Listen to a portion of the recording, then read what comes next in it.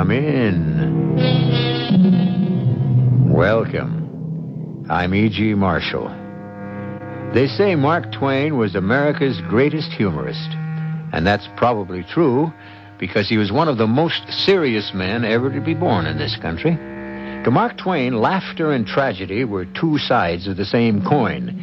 And most of the time, the coin was counterfeit, which in itself is the great joke life plays on most of us. And since life is a jest which ends in a mystery, we are privileged to present one of Mark Twain's greatest mystic fantasies.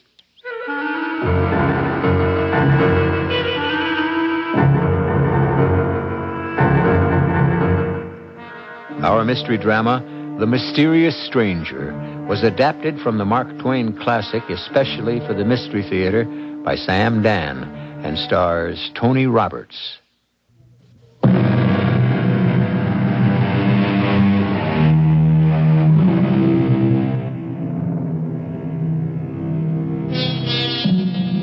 It is the winter of the year 1590, and we are in Austria, in a sleepy country village.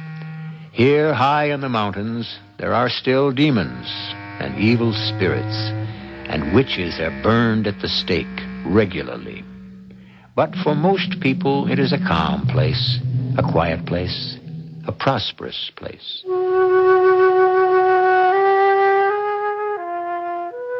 My name is Theodore Fisher. I'm the son of the church organist, who was also the leader of the musicians, teacher of the violin, composer of the hymns, tax collector of the commune, and in many ways, a useful citizen. I am not useful at all. I have been away to the university in Vienna, where I became a lawyer. There isn't much opportunity to practice law here. The priest settles all the religious disputes, and the astrologer, I'll explain more about him later, settles everything else. Well, it was a beautiful day, and my only annoyance was the fact that my pipe had gone out, and I had neglected to bring a flint with me. Good morning. Oh, good morning to you, sir. Oh, I'm sorry. I seem to have startled you. Oh, it's quite all right. Is there any way I can be of service? Service? No, I don't believe so. There's nothing you require? Require? Oh. Well, I would like a light for my pipe. A little thing like that must not stand in the way of your happiness. May I? He took my pipe and you must understand this. How can I say it? He simply blew his breath on it. And the tobacco glowed red, and spirals of blue smoke rose from the bowl. I jumped up. Please, don't be frightened. But it was just a trick. A trick? Of course. What did you think? Well... A little conjurer's tricks, hmm? What else can you do? Anything. Do you remember when you were a child? You had a toy castle, and there were knights and ladies in the courtyard, and cannoneers along the walls. I do remember that. How would you know? Well, it's a trick. Now, let us build that castle, hmm? With what? With this pile of dirt. But what? Everything, everyone was dirt to begin with. Isn't that so, Theodore? How do you know my name? Oh, it's a trick. And really, there's absolutely nothing to it. All you do is take some dirt. All he did was take some dirt, and before you knew it, he made a crowd of little men and little women, each no bigger than your little finger, and they all went diligently to work as they cleared a space of a couple of yards and began to build a cunning little castle. 500 of these tiny but living, breathing people, swarming about, laboring diligently, wiping the sweat off their faces. I looked at the stranger and I asked, "Who are you?" An angel. Of course. An angel. Who else? Do you have a name? Well, certainly. Satan. Satan? Why do you seem so distressed? Satan. Well, that's his name, you know. Yes, I know. He's my uncle. But you said you were an angel. Well, surely you remember he was an angel once himself. Yes, I didn't think of that. Before the fall. He was blameless. Would it be rude if I asked? No, it wouldn't be rude, and I should forgive you even if it were. Yes, I have. I've seen him millions of times since I was just a little child, hardly 1,000 years old. I was his favorite. 1,000 years old? I'm about 16,000 years old by now. That is the way you count time. 16,000 years old? You must have seen it. Oh, I've seen it all. I saw Adam created and Abel murdered. I saw Samson surge against the pillars and bring down ruin and death. Oh, what haven't I seen? The castle is finished. There. How do you like it? How could anyone help but like it? It's perfect. These people are actually human. It's another world. Someone fired a pistol. No, it's thunder. Thunder? But there isn't a cloud in the sky. Oh, not in yours, but in theirs. See how the sky above the castle becomes dark and terrible. The thunder, the lightning. People. The poor little people. They're terrified. You're killing them. They'll all be dead. Look. The earth is opening under their feet. They're going. They're gone. The earth has swallowed them up. They're all gone. Oh, those poor people. Oh, don't weep for them. They're of no value. But they were living creatures. It's no matter. We can make plenty more. Shall I? Oh, no. You'll only destroy them again. Well, that's the history of the world, isn't it? Well, good morning, Theodore. Oh, you startled me, Uncle Peter. How could I startle anyone? I didn't see you coming. Were you busy with great thoughts? Oh, no. I was merely talking to this... Huh. Well, there was someone here just a moment ago. Oh, yes, my boy. I know it affects me, too. I keep seeing people who aren't there myself. What are you doing here, Uncle Peter? What am I doing here? Well, something brought me here, but I can't seem to remember what. I'm not myself these troubled days. I'm not myself. Well, good day, Master Theodore. Now, as I was saying... Where did you go? I merely made myself invisible. Yes, but you should talk to Uncle Peter. He's not dull and ignorant like I am. And besides, he has a beautiful niece, huh? Margaret. Satan. Could you help them? Help them? Uncle Peter, that's what I call him, but he used to be Father Peter. I know, a priest. You know? Yes, until he was accused of some heresy. It was the astrologer. Why is everyone so afraid of the astrologer? Now, what was the heresy he accused Uncle Peter of? It doesn't matter. It was enough to be accused by the astrologer. I see. You see, folks have nothing to do with Uncle Peter these days, and he and Margaret are about to starve. And you want me to help, huh? Please. All he needs is a little money to pay the rent on his cottage. Buy some food. He might not thank me for it. You might not thank me for it. I try to help him and Margaret, but they're too proud. Wouldn't it be easy for you to have him find... Yes, just find some money? It could be dangerous. Why? Well, because it could change the entire course of his life. Yes, but that's exactly what he needs, to have the present course of his life changed. Every man's life consists of links in a chain. Each link is an act. It has its proper place in the chain. Remove one link, and the entire future becomes different. But I've been trying to tell you, he needs another future. Oh, you have a great deal to learn. I shall see you again. Where are you going? I have an errand to perform. You won't help, Uncle Peter. Well, I'm not sure you'll consider it help, but we shall see what we shall see. And he was gone. As suddenly, as unaccountably as he had appeared. The mysterious stranger had vanished. Was it a dream? My imagination? No. In the first place, I am not a dreamy person. Second, it was too real, too vivid. And while I was still debating the matter in my mind, I became aware of Uncle Peter. I remember now, Theodore. What do you remember, Uncle Peter? Why, I have come here. Yes, I lost my purse. There wasn't much in it, but a very little is a great deal to me, for it was all I had. Have you seen it, my lost purse?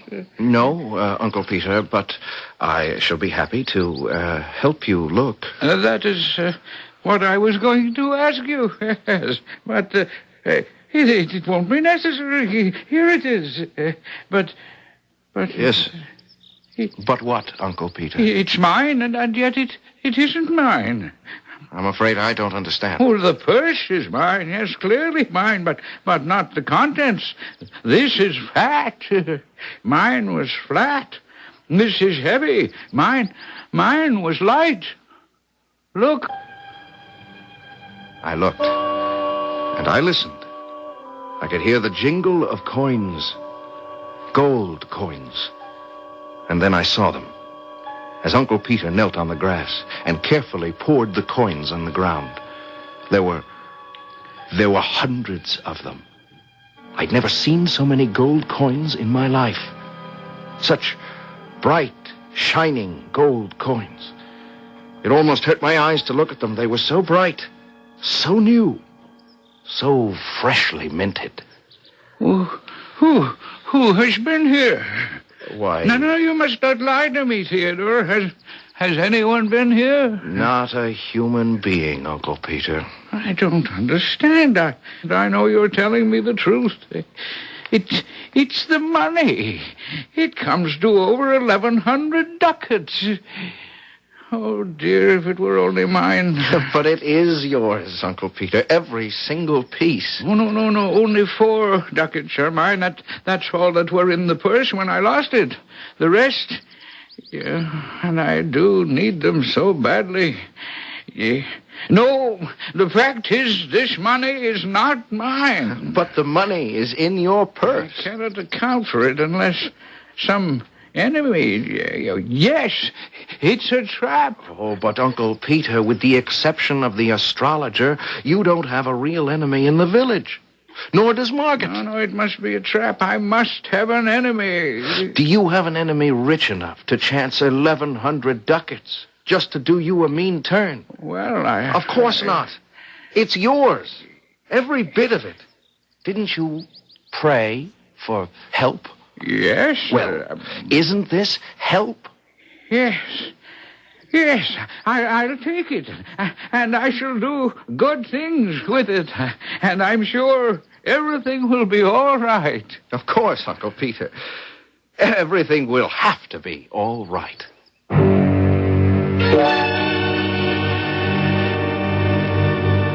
But you know and I know that it's not going to be all right. People may get to live happily ever after in many of Mark Twain's stories, but getting there is usually quite a problem. Also, we've been chatting here about someone called the astrologer. He shows up soon to complicate matters. All in all, Act 2 will pose plenty of problems.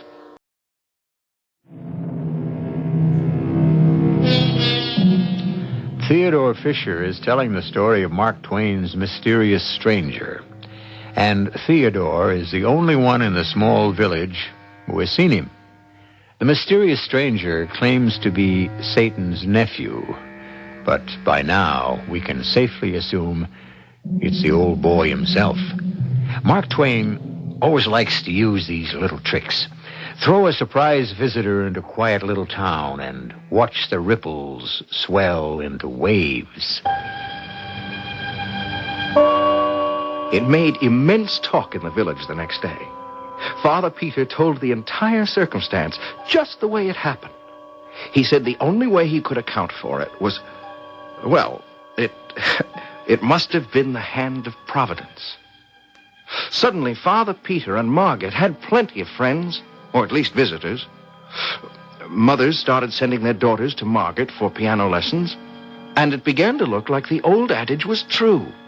You have no trouble making money once you have money.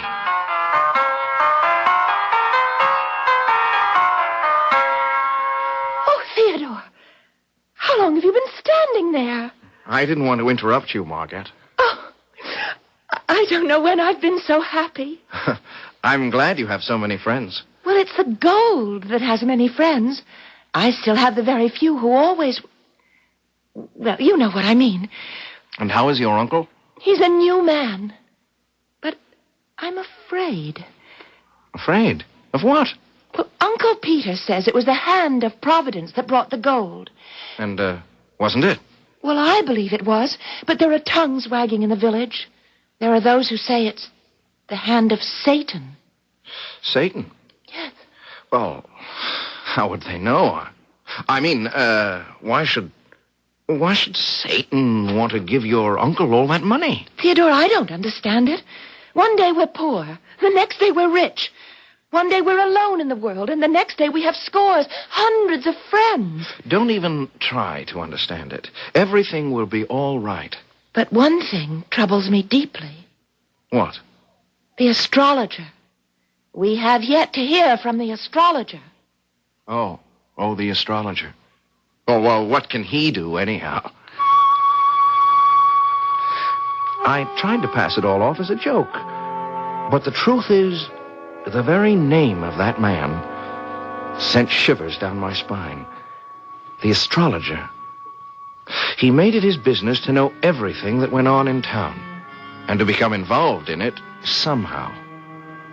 A few days later, a note was delivered to me. It contained 5 words. I want to see you. That's all. No please, or if it's convenient, or by your leave. Just an order. As if he had no doubt it would be obeyed. So kind of you to come, Theodore. Yes, sir. You were there when Peter claims he found this money? Oh, well, it's true, sir. I was there. He came upon the purse, and it was filled with gold ducats. It was? How many? Oh, over 1,100. Exactly how many? 1,107. But Peter gave out that there were 1,100. I suppose he gave it a round number. Well, that settles it. Settles what, sir? Theodore, my lad, that money was stolen. Oh, but I was there when he found it. True, but were you there when he stole it? But who says he stole it? It's the only way he could have received it. He then hid the purse on the path, waited for a witness to come along. The witness happened to be you, and he pretended to find it. Oh, but that's not the way it happened. How else could it have happened? How else? Could I dare to tell him about the mysterious stranger? Well, that would get me burned at the stake. And besides, how did I even know for sure there was a stranger? Mysterious or otherwise. I didn't know what to say. So I said nothing. I wandered around for hours just trying to think. And then, finally, I decided to go see Uncle Peter. But he wasn't at home. Where is he, Margaret? In prison. No. The money, the gold, is in the hands of the sheriff, and Uncle Peter must wait for trial. Margaret, he's innocent. I know, but the astrologer is inflaming the entire town against him. Why? Why does the astrologer hate him? I don't know. How will you live? Oh, I'll manage somehow. People will stop sending their children here for music lessons. And, Margaret, you know how I feel. No. Thank you, Theodore, but I would only bring you misfortune. I don't care. You would after a while. Well, then at least let me help you. I couldn't take anything from anyone, Theodore. The Lord will help. With all due respect, it didn't look as if the Lord was going to be of much help. Old Ursula, who was cook, chambermaid, housekeeper, and everything else for Uncle Peter, tried the best she could, but she was unable to create miracles. I tried giving her money, which she accepted after I had told her to tell the proud Margaret that she had found the money in the street. But that couldn't go on indefinitely. There's a limit to how much money one can find lying around and how often. I was walking through the woods feeling very sorry about everything when suddenly he was standing there, Satan himself. Why? Why did you let these things happen to Uncle Peter? Well, I didn't let anything happen. I told you, and quite clearly. It would affect the course of the rest of his life. Finding that money would set an entire new chain of events in motion. All right, but we have to do something to help. Why? Why do you always feel you have to help people? You see where it can lead. But I can't just let him go under. Why not? I suppose that's the difference between you and me. Now, let me tell you the difference between us. Man is made of dirt. Remember, I saw him being made. He comes today, he's gone tomorrow. I am of the aristocracy of the imperishables. Yes, one more thing. It's the smallest thing, but the most important. You know what it is? No. Man has the moral sense. The moral sense? Do you know what that is? The moral sense. I'm not sure that I do. Well, you should find out. You have it. I don't. And that's the difference between us. I couldn't win an argument with him. We walked along the path, chatting about everything under the sun, when I happened to notice Ursula. Old Ursula sitting underneath a tree. She had a sickly-looking stray kitten in her lap. Satan. Yes? Help her. Why? She works for Uncle Peter and Margaret. She and Margaret are starving. Help her to help Margaret. Once again, you want me to help someone. Just see that they have enough to eat. You know what I told you about introducing a different link into the chain of someone's life? But they're starving. Oh, this moral sense of yours. Very well. Good day, Mother. What have you got there? Any fool can see. A kitten. I understand you're very poor. Why do you want to add another mouth to feed? Why not give that poor thing to some rich person? The rich wouldn't want this unfortunate creature. It's only the poor that have charity in their hearts. God will provide for this kitten. Oh? What makes you think so? I know so. Not a sparrow falls to the ground without his seeing it. Ah, yes, but it falls just the same, huh? So what good is seeing it fall? What good does it do the sparrow? Oh, go about your business, you blasphemous fool, or I'll take a stick to you. I was terrified. There was no way to talk to Satan. But he only smiled at her as if a mere mortal were incapable of insulting him. She jumped to her feet, and the kitten leaped from her lap and started running around her. She was amazed. Why, what's come over it? A while ago, the kitten could hardly walk. Why don't you keep it? It is such a pretty one. The home is so lonely with the master locked up in jail. Poor Miss Margaret. She'd be glad of the company. Besides, you can have an income from that cat. An income? Are you mad? This particular kind of cat is called a lucky cat. And why is it lucky? Well, the cat isn't particularly lucky. The owner is lucky. And why is the owner lucky? Because every morning the owner of this cat finds 4 silver groschen in her pocket. Have you nothing better to do? You're lying, making a fool of me. Now look in your pocket. You'll be punished for that. It's groschen. In my pocket, I have 1, 2, 3, 4 silver groschen. Oh, sir, dear, kind master and benefactor, let me kiss your hand. I told you it was a lucky cat. Oh, it is. The three of us walked back to the house. Ursula said we must stay for supper. Poor Margaret. She didn't mean to be inhospitable, but what on earth was there to eat? She was so embarrassed. But that cat was an enchanted thing. If you put a fish in the frying pan, as soon as you took it off, bang!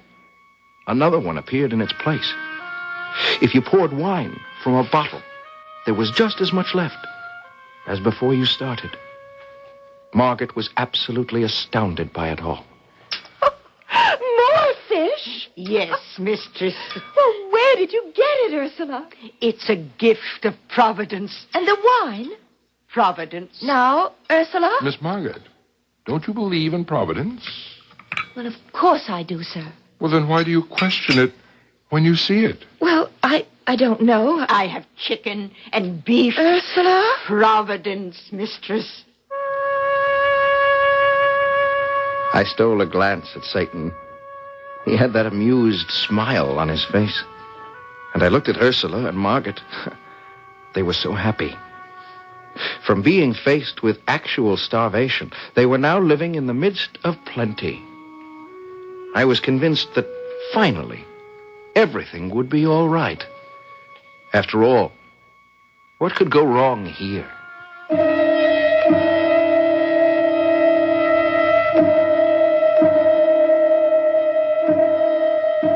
Our friend Theodore. He keeps thinking everything's going to be all right. At times, he forgets he's a character by Mark Twain, who liked to set his heroes up and then knock them down. We have some more ups and downs due in Act 3, which I shall bring to you in just a few moments.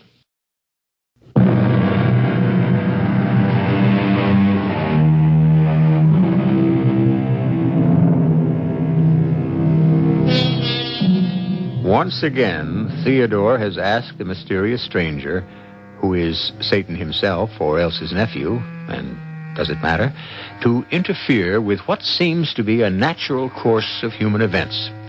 And really, he asked for little enough, just some food to keep them alive.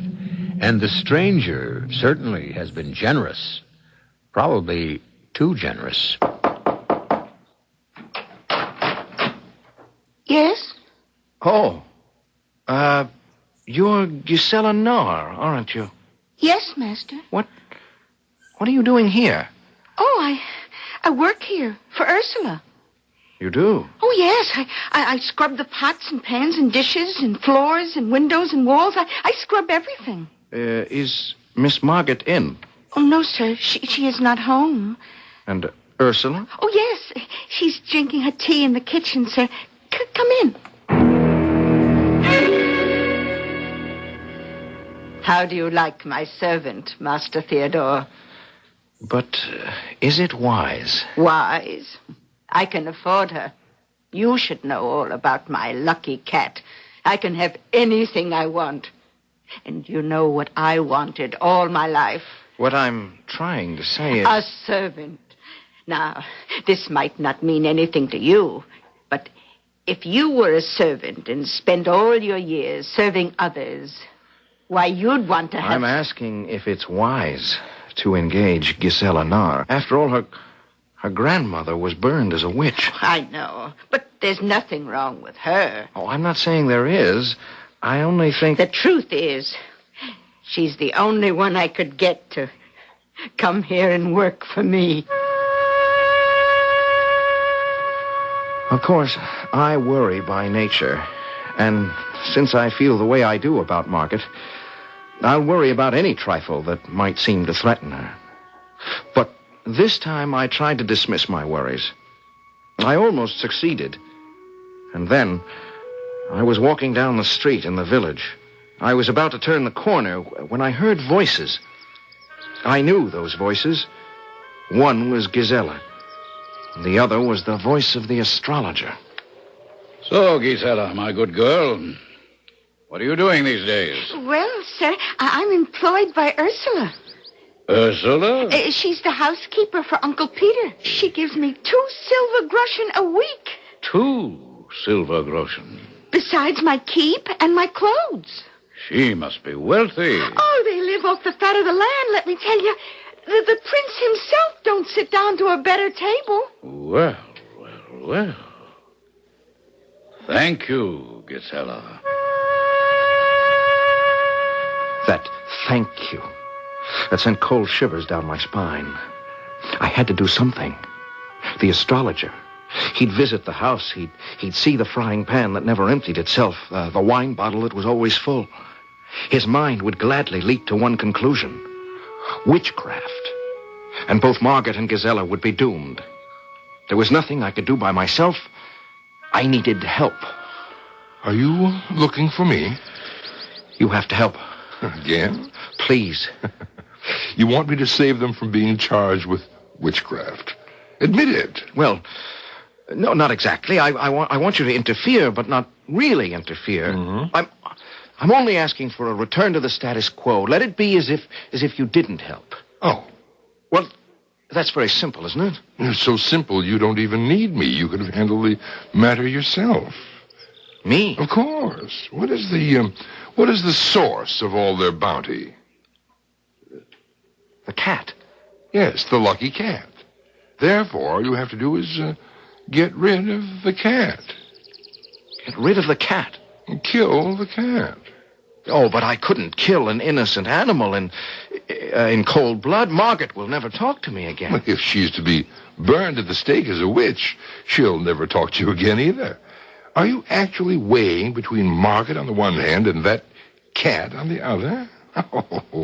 Oh, this moral sense that you humans have. Here, where are you going?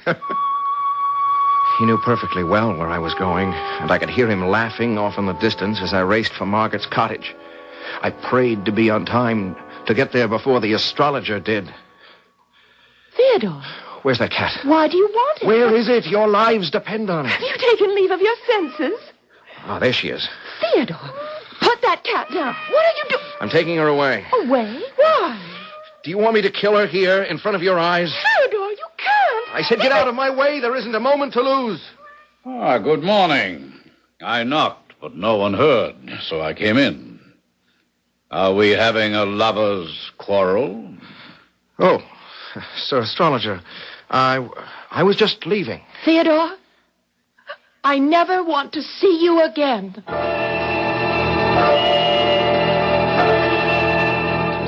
Well, the deed has been done, I see. Yes, but she'll never speak to me again. Well, women seldom realize how long never can be. You saved her. The astrologer asked if he could have a bite of food and a drink of wine. And you know, there was nothing in the house. Nothing at all. I've lost her. I've lost her for good. He was quite disturbed about it, and angry with himself for having listened to the wild story of a stupid young girl. Well. All in all, it was a good day's work for you. Why did I have to get rid of that cat? Oh, that cat was wandering alone in the woods and ill just a few weeks ago. It was doomed in any event. I didn't see my mysterious stranger for a while after that. I didn't see anyone.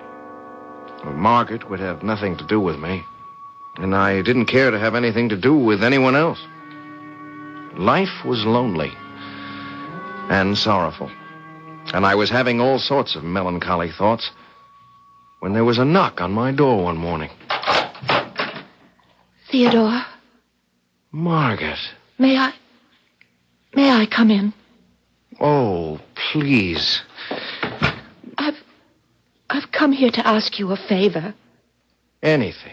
The Duke arrived this morning, and my uncle is to be tried this afternoon. Oh. And he needs a lawyer. You want me to defend your uncle? Yes. Oh, but I'm not really very good. You believe my uncle is innocent? In your heart, you believe it, don't you? Yes. Then you'll be better than a smart lawyer who doesn't believe it at all. Margaret, about the cat. I can only believe you had a good purpose in mind, although what it was, I'll never understand. Then you forgive me. I forgive you. How could I possibly get Uncle Peter acquitted? The astrologer was put in the witness box. I did the best I could.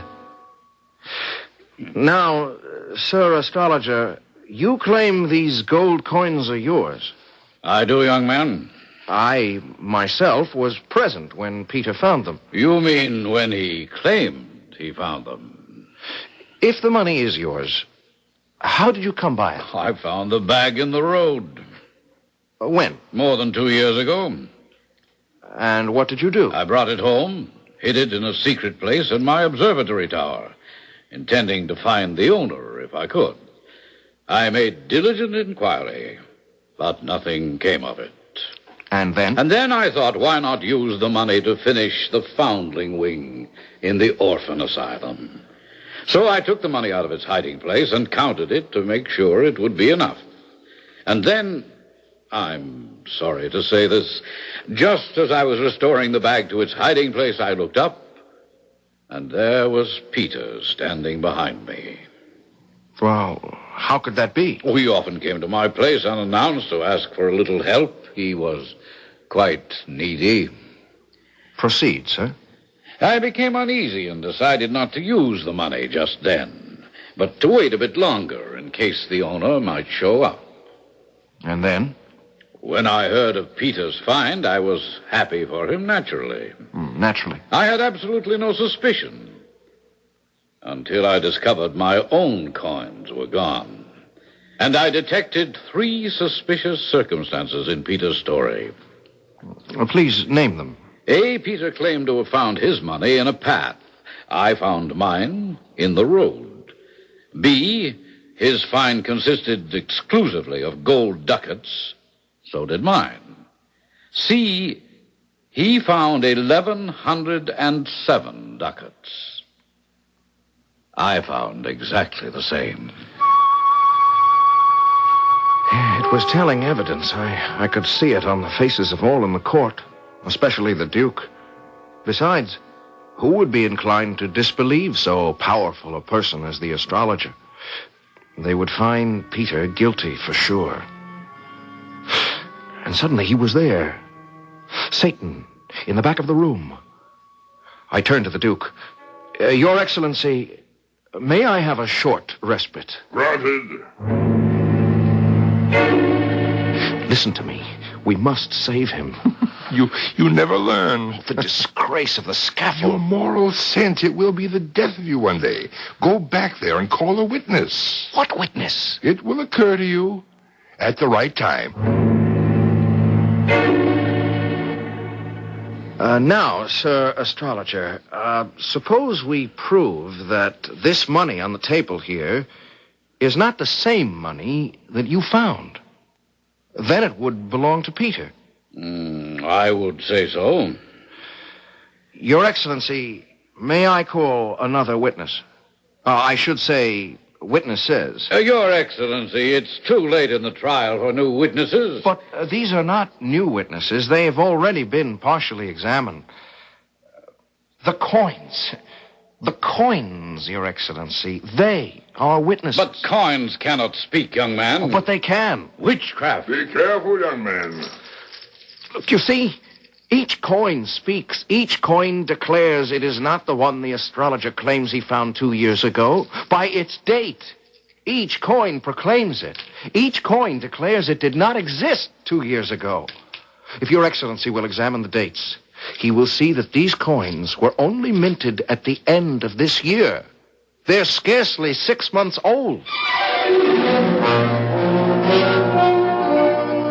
There was a great shout of approval. The astrologer had finally been brought to book at last, and the money was restored to Peter, and everyone crowded around him. He had many friends now. I looked around to thank Satan, but he had disappeared. Finally, I made my way over to old Uncle Peter.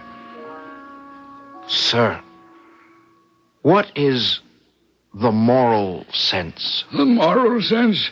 Why, that is the faculty that enables us to distinguish good from evil. Well, that sounds as if it could be considerable trouble. Oh, yes, but it's the most valuable thing we have. Valuable? Good heavens, lad, it's the one and only thing that lifts us above the beasts. and makes us certain that one day we shall inherit immortality.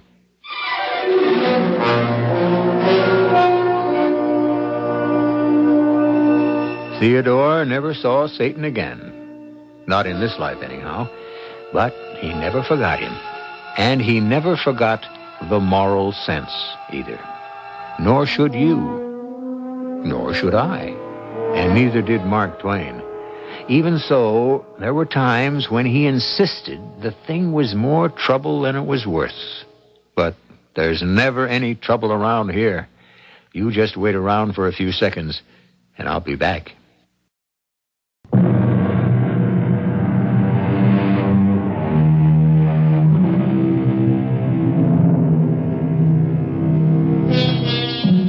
Mark Twain, by far the funniest man our country had ever produced, and yet underneath a wisdom and an understanding. For it was Mark Twain who wrote, "What a silly, poor thing is human life. How childish its ambitions. How ridiculous its pomps. How trivial its dignities. How cheap its heroisms.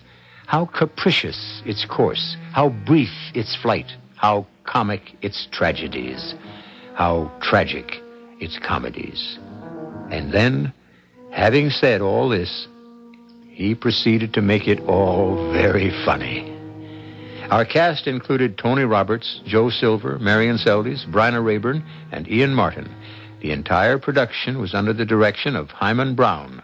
This is E.G. Marshall inviting you to return to our Mystery Theater for another adventure in the macabre.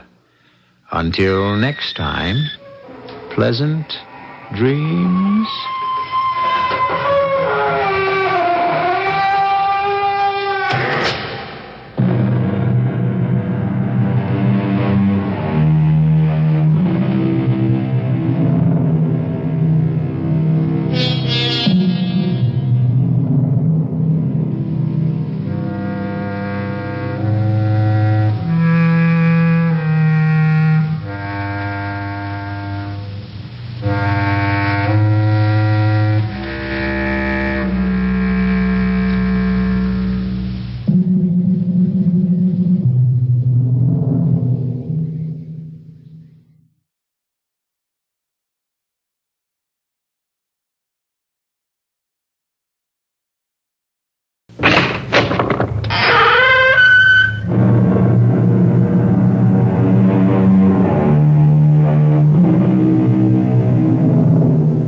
Come in.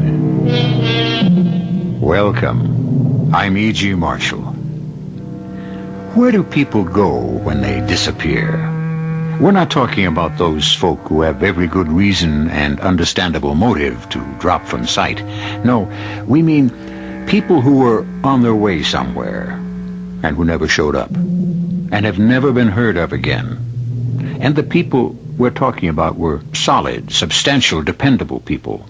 A well-known judge, a famous aviatrix, a United States naval vessel, a patrol of Air Force bombers, a commercial airliner, and others too numerous to mention. What happened to them? Is there an explanation?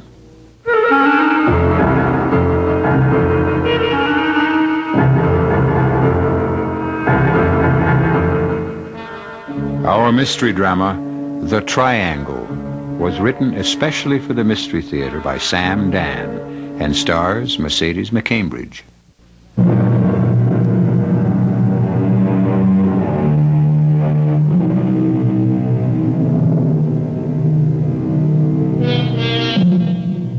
It is a rather well-defined area in the Atlantic Ocean. It is shaped like an isosceles triangle.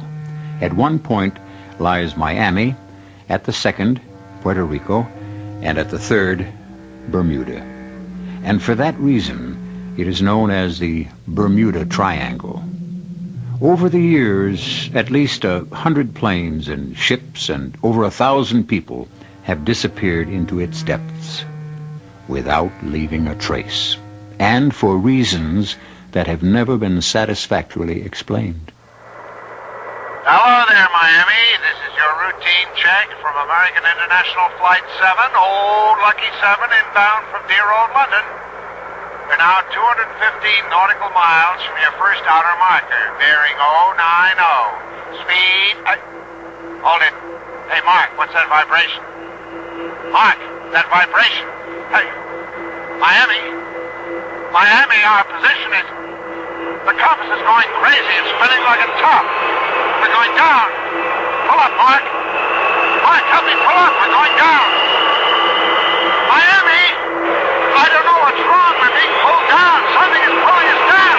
Something... We don't have to hear the tape again, Lieutenant. I'm very much afraid, Pete, that we'll just have to chalk this one up. There were 110 people aboard that plane, and we'll just have to... Oh, excuse me, sir. Admiral Ingram's headquarters, Lieutenant Nelson. One moment, sir. It's Commander Bates. No, you know what he wants, don't you? He wants to know if I'm ready to release the word. Will you talk to him, sir? I'll call him back. Okay. The Admiral will call you back, sir. Are you ready to call off the search, sir? Damn it. 110 people. Yes, sir. We knew his bearing. We could practically pinpoint his location. We combed that area as much as you can hope to comb water for 5 whole days. We organized the greatest peacetime assemblage of ships, planes, and men. Yes, sir. Don't interrupt me, will you, Pete? I have to keep saying these things to square my own conscience. Look, I understand. Oh, don't be so damn understanding, Lieutenant. Fight with me. Argue with me. Convince me there's something else I can do. Another approach, another tack, another plan of action. Admiral, you know those stories in the papers, on the air, about the Bermuda Triangle? How planes and ships disappear? I know, it's all nonsense. Well, you heard the pilot. The plane was just pulled down from the sky. A sudden electrical disturbance can account for practically anything.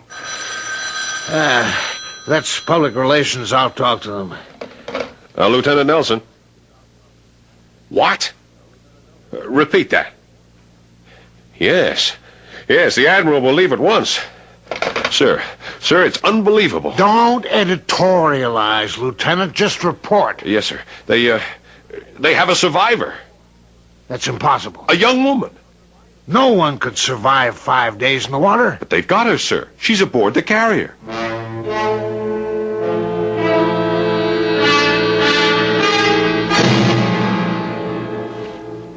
Miss Roberts, I'm Admiral Ingram. This is Lieutenant Nelson. The doctor said you could talk to us. Yes. It must have been a harrowing experience. Well, I'm all right. Yes, I see that. Miss Roberts, you know you're the sole survivor. That's what I've been told. Can you tell us what happened? I don't know what happened. Well, surely you can remember something. I don't remember anything.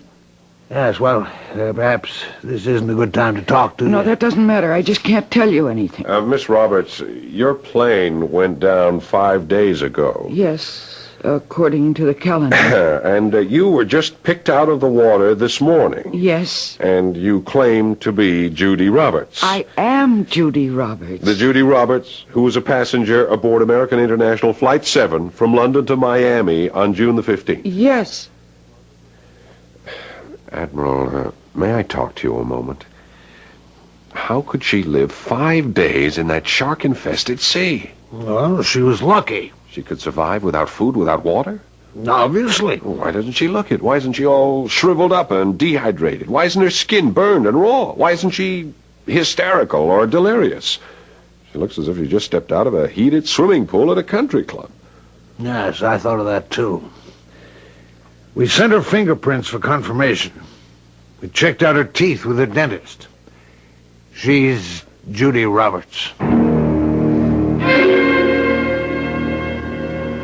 Miss Roberts, why won't you tell us what happened? I told you I don't remember. Well, could you tell us everything you do remember?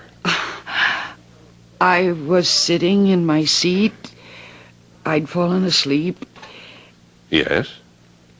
And I was conscious of a loud roaring sound. I don't know if I was still asleep or awake. I had the frightening feeling that I was falling, that the plane was out of control. And then I must have fainted, because the very next thing I knew, I was here in this bed, and I was told that I'd been rescued after 5 days in the water. And I'm now on an aircraft carrier. And that's all you know? That's all I know. You have no memory of the crash? No. You remember how you got out of the plane? No. The life belt you were wearing, do you remember inflating it, putting it on? No. Well, how about the 5 days you spent in the water? I don't remember being in the water. Miss Roberts, look, may I say something? Yes, if you like. We have 3 possibilities here. First, you're not Judy Roberts. I am Judy Roberts. Second, you never got on the plane. I was on the plane. The ticket man at the gate would remember me because I almost missed it, and they held it for me. He put me on board himself. And besides, if I wasn't on that plane, how did I wind up in the water? Well, what's your third possibility? You're lying. About what? You didn't spend 5 days in the water. Well, where did I spend them? You tell me. I told you. I don't remember. Miss Roberts, it is vital for us to know what happened. Were there any strange noises? There was just this roaring sound. What kind of roar? Oh, it sounded like the engines. But look, how did you survive so long in the water? Surely we can learn something from that. I told you I don't remember being in the water. Well, you don't look as if you've been in the water for 5 days. Well, that's where your helicopter pilot found me. Now, Lieutenant, if you have no other questions, I would like to rest for a while. All right, Pete. She didn't spend 5 days swimming in the water. Would the Admiral know how she spent them? She was floating in the water. On what? Her seat was just to the rear of the galley. A portion of it probably broke off and afforded her a kind of raft. The portion may have contained food and canned drinks. She could have had blankets to shield her from the sun. Sir, how does it happen that this so-called raft was never spotted? Well, Lieutenant Miller, who sighted her, says his attention was attracted at first by something shiny that looked like a painted part of a fuselage. Why wasn't it there when he arrived? Well, it probably sunk. Yes, sir. It keeps itself and Miss Roberts afloat for 5 days and suddenly sinks just when rescue comes. Pete, it didn't have to sink suddenly. It may have been sinking slowly all those 5 days and finally went under just before Miller got there. Yes, sir. Now, Pete, you had raised an excellent question about her physical condition, and we've just been able to account for it, so why aren't you satisfied? Well, why doesn't she remember any of this? Because, as the doctors explain it, it was such a terrible experience, she wants to forget it.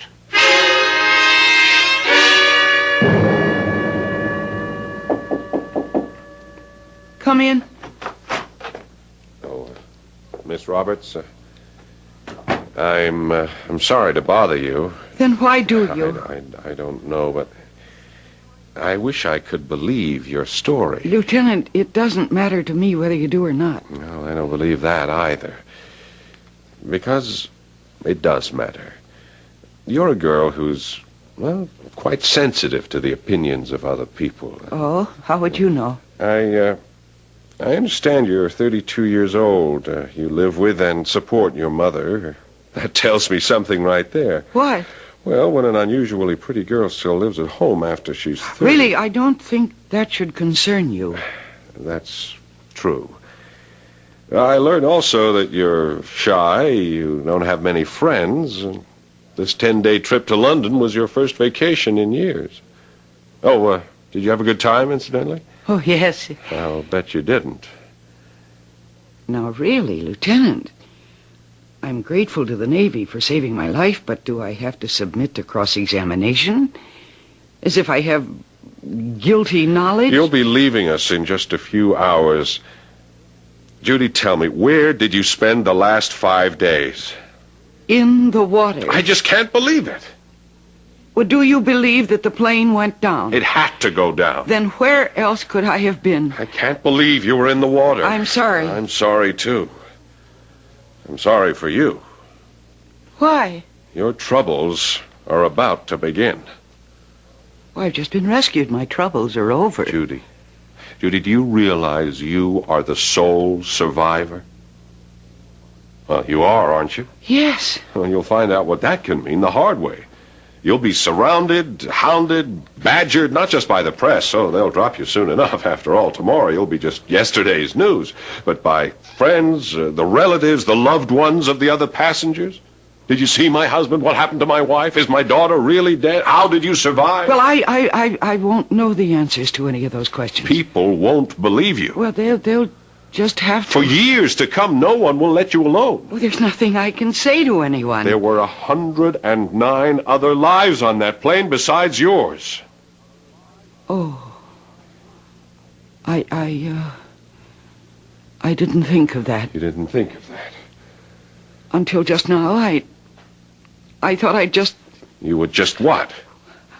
Well, that I'd just say nothing. Judy, what do you know? Well, now I realize I can't let those people go on grieving. I'll simply have to tell them, because at least they'll be comforted. Why didn't you tell us the truth in the first place? Because I was afraid no one would believe me. But that doesn't matter now. Because I have no choice. I've got to tell the world exactly what happened. It began when we'd just flown high over Bermuda.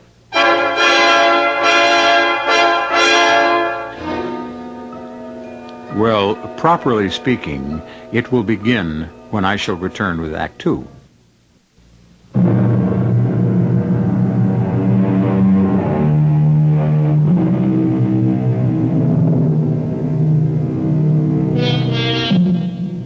It isn't easy to be a survivor, especially a lone survivor. The only one left alive, where 109 others have perished. Or have they perished? Has Judy Roberts successfully survived a disaster which took the lives of everyone else on the plane? Well, obviously she has, because she's here. How could she have kept alive for 5 days in shark-infested waters? At first, Judy says she can't remember. But now, miraculously, she can. We had just flown high over Bermuda, and the pilot's voice came over the PA system. This is Captain Moss again. We're now flying over the Bermuda Triangle. For more than 100 years, a graveyard for hundreds of ships and planes. Why did they disappear here? Who knows? Are the reasons supernatural, extraterrestrial? Your guess is as good as mine. I've flown this patch of ocean 1,000 times, and I think it's all just an old wives' tale. I just mention it because folks talk about it, and the next time somebody does, you can say, I actually flew over it and nothing happened to me. He went on and on, just talking about it, and I must have fallen asleep again. And then I wasn't sure. You know how it is in a dream sometimes? You have visions of falling, and it's also real. But I knew that I was falling. And then I woke up, and there was this terrible roar. And I looked out the window, and we were on the water. We were on the water. We must have come down and crashed. But nothing was broken. Nobody was hurt. Everybody seemed paralyzed. And then there was a voice, a woman's voice. It was very soft, very sweet. And it said, "Welcome home. Welcome home again to all of you." I didn't know what to think. Were we dead? Were we all killed in the crash? Was this heaven? And then the voice said, "My name is Aura. I'm your guide. Please don't be frightened. Everything is fine. In just a moment or two, you will adjust You will resume your natural, normal lives as citizens of the city. Everything you think you feel now, all the ties that bind you to the illusory world you've just left, will disappear. You are coming home. Home where you belong. I looked out the window. A bright sun was shining in a deep blue sky. We were somewhere. I didn't know where. It seemed to be a large, lovely park. And there were beautiful pastel-colored buildings. Oh, what a city. What a glorious city. The trip is over. The fantasy ride is over. Then all around me, people were getting up. They were laughing and smiling and talking. I sat in my seat. I didn't know what to do, what to think. Was it all a dream? Finally, everyone had left the plane. I was all alone. What should I do? Why are you still sitting here, my dear? I don't know. The fantasy trip is over. Where am I? Who are you? You're home. Oh, no, please, I'm not home. My name is Judy Roberts. I live in Miami, Florida. The flight must have had a very traumatic effect on you. What happened to us? We were just an hour out of Miami, and the plane went down. Oh, the plane, as you call it, has come home, my dear. Why did everybody just get up and leave? Well, what else are they supposed to do? It's over. But the plane crashed. It fell into the sea. I know. No, my dear, calm yourself. No, I'm not crazy. I know what happened. Everybody else is crazy. You're very upset. Here, drink this. You'll feel better.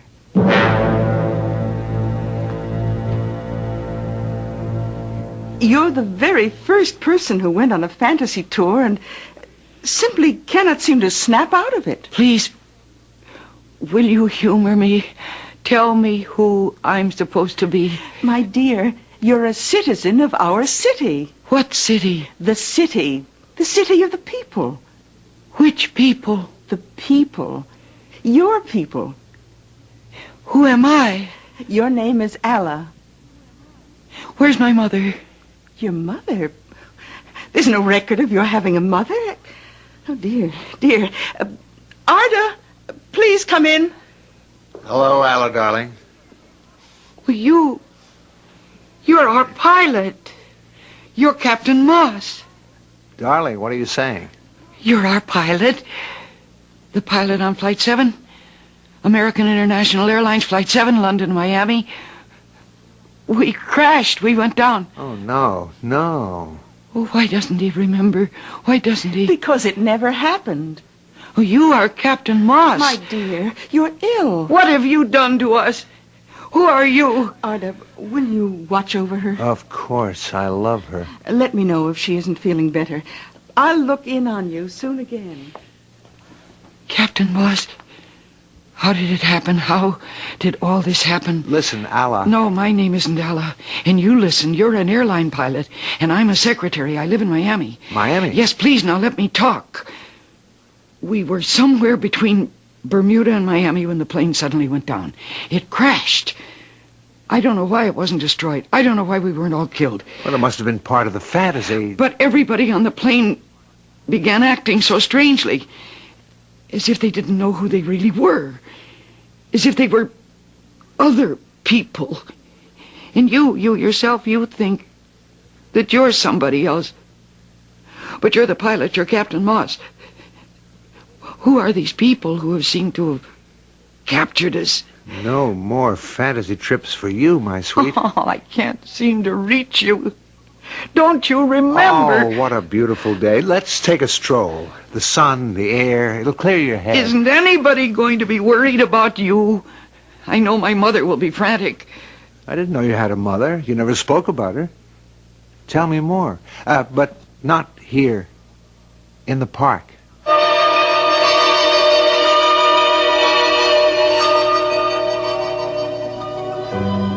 Isn't it wonderful? Isn't it lovely how happy everybody is? In all of the universe, is there a city like ours? I wish somehow I could get through to you. Oh, look, see the people. Every face here is happy, except yours. I must know what has happened to me. We're so fortunate. We have no hunger, no poverty, no disease. You know, I have an impression from some of the fantasy trips that there are other worlds not as lucky as ours. Captain Moss. Why do you call me Captain Moss? My name is Arda. You chose it. I chose it. When we told Aura we wished to become betrothed, she told us to name each other. I chose Alla for you. You selected Arda for me. You really believe all this? You've forgotten. We chose each other. We're in love, Alla. But I'm not... Hey, you're trembling. Oh, my dearest. Let me hold you. Why aren't we in the water? Why aren't we drowned? No, my darling. Everything's all right. I'm here. You have nothing to worry about. Oh, I don't know what to think. Hey, look. It's starting to rain. Let's go to the museum.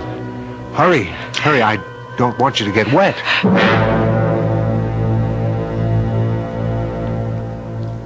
Isn't this museum a wonderful place? And see the people with their children. One day we'll come here with little ones, too. Captain Moss, listen to me. I am Judy Roberts. I am a secretary. What's that? I take dictation. I type letters. I file correspondence. Why? So that the business can go on. Business? What's business? Well, business has to do with...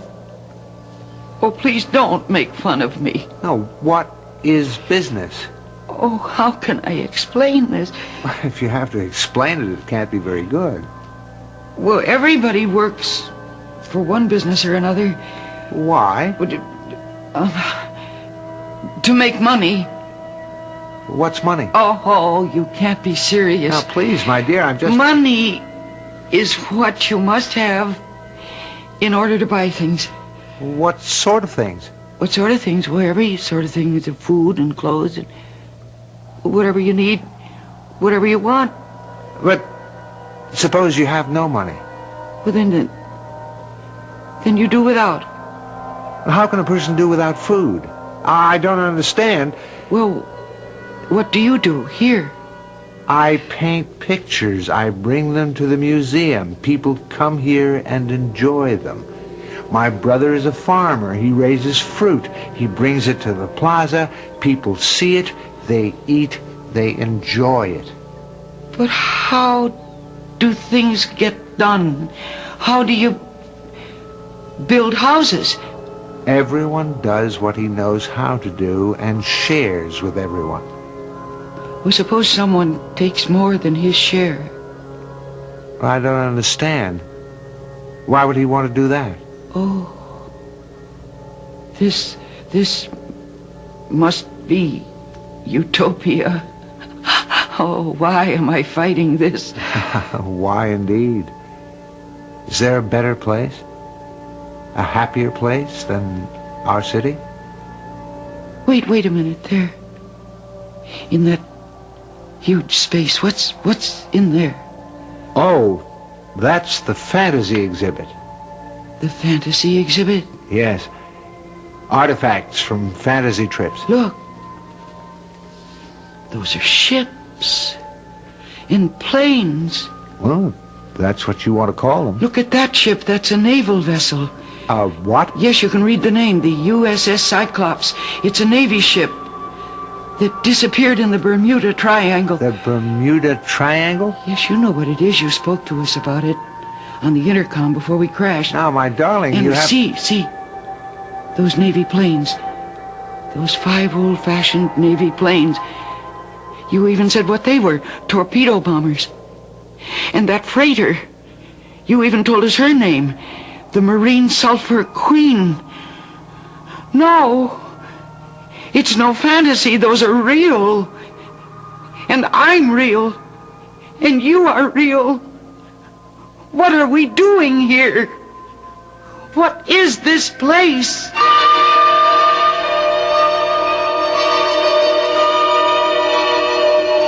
No, Aura, no, don't tell me that again. I don't believe it. I'm not a native of this place who happens to be having hallucinations. Very well, my dear. Suppose you tell me who you are. There's a place in the Atlantic called the Bermuda Triangle. Ships and planes disappear into it. I see. But the ships and the planes are not destroyed. Somehow they pass into another world, this world. And when they do, everybody on board changes somehow. Something happens to their minds. Or you do something to their minds, which makes them believe that they belong here and they forget who they were back on Earth. Is that true? You're telling the story. That's what happened to the passengers and the crew of Flight Number 7. To all of them. All of them except me. My mind didn't undergo any changes. Oh, yes, I see that now. Oh, then you admit it. Oh, yes. We wish you no harm, only good. And now that you're here, I'm afraid you must stay.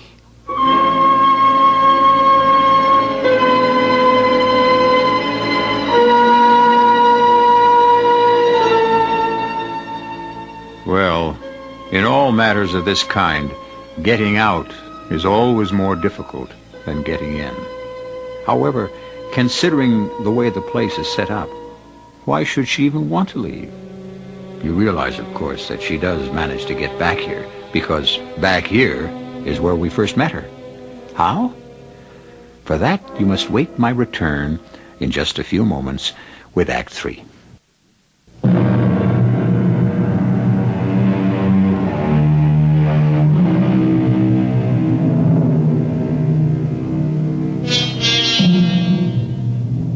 There's an area in the Atlantic known as the Bermuda Triangle. And why ships and planes disappear there is anyone's guess. What you're listening to now is the story being told by Judy Roberts, sole survivor of a plane that disappeared over the triangle. And she insists that it's a gateway to another world, a world she has become desperate to leave. Please, I must go back. I'm sorry. It can't be done. Well, you brought me here. Why can't you send me back? Well, we've never tried it before. No one has ever asked to leave. I must go back. Why? Look at what you have here. Peace, plenty. It's a paradise. Yes. And most important, love. Who loves you? What man loves you back in your other world? No one. Here, Arda. Very well, I should call him Captain Moss. He loves you, and you love him. I don't know. You fell in love with each other on the plane. Neither of you knew it. Had you gone on to land in Miami, you would have parted forever. We could feel this love. That's why we brought down your plane, so that your love could live.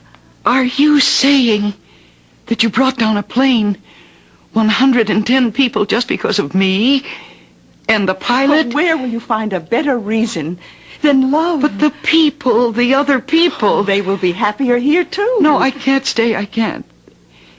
My mother, she's old. Oh, not that old. And she's ill, and she needs me.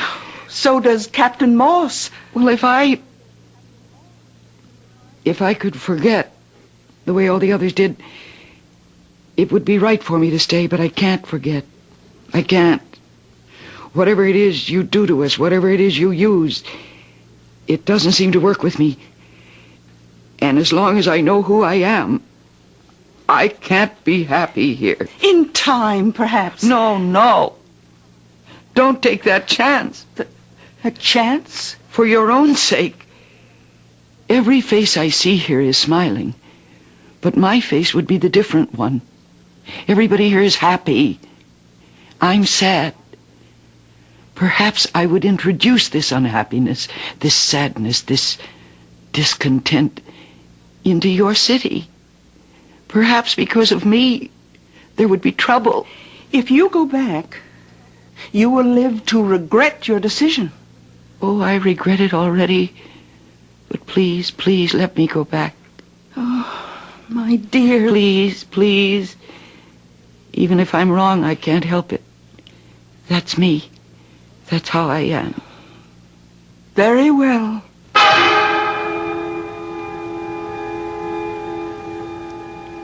You see, Lieutenant, there's some kind of thing, a space, a tunnel, whatever, I can't say, between the worlds. And they took me to it. And then when they saw a helicopter off in the distance, they knew that I'd be safe. So they just sent me back.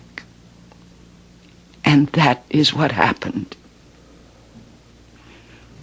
Well, Lieutenant Nelson, can't you say anything? Wow. Is that all you can say? No. No, I can say this. Stick with your first story.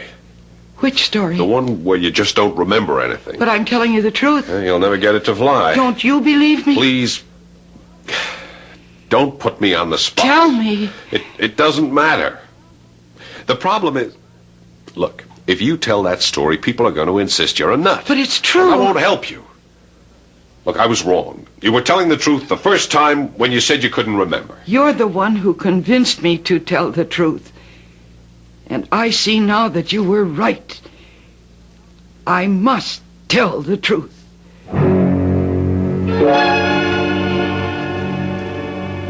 Admiral, we have to do something. Yes, well, what can we do, Pete? Remember, she's not a prisoner. But look, Admiral... We've got to bring her to shore.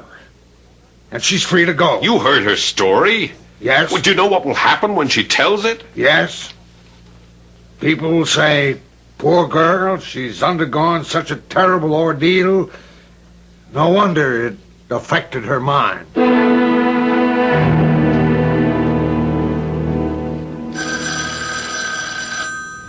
Judy! Judy! Yes, Mama. Do something about that confounded phone. I can't, Mama. It'll just keep ringing. Well, take the receiver off the hook or something.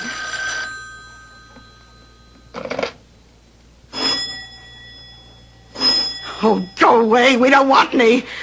Between that phone and that doorbell. Judy, look, fetch me a cup of tea. Yes, Mama. Whatever got into you all of a sudden? Why'd you tell him that crazy yarn? It happens to be the truth, Mama. Don't you believe me? No, I don't believe you. Even as a little girl, you used to make up stories. Oh, please, Mom. I'm very tired. I'd like to get some rest. Why should you be tired? Please. You haven't worked all week. This thing even cost you your job. What are we supposed to do? How are we going to live? How? Tell me how. Oh, Mama, please don't cry. Everything's going to be all right. Why did you do it? Why did you tell that story? You know why, Mama. I didn't want all those people to grieve. You worried about all them people. But now, who's worried about you? Do they know you lost your job? That you're a prisoner in your own house? Do they? Do they care? Please, Mama. I came back here to take care of you. I came back here because I was afraid you couldn't make it by yourself. I gave up everything for you. Why did you ever give up for me? You were too shy to go out with boys. Too timid to get a job which would make demands on you. And why am I shy, Mama? Why am I timid? It's because of you. I had paradise, Mama. I had utopia in my hands. And I was too frightened to take it. Oh, you're crazy. You were in the sun, in the water too long. Now look, you just lie down. No, I won't. I want to go back. I want to go back, Mama. Go back to the city. Oh, please, Mama. I want to go back to my city. No, don't cry. No, don't cry, baby. Everything's all right. Mama's gonna make everything all right?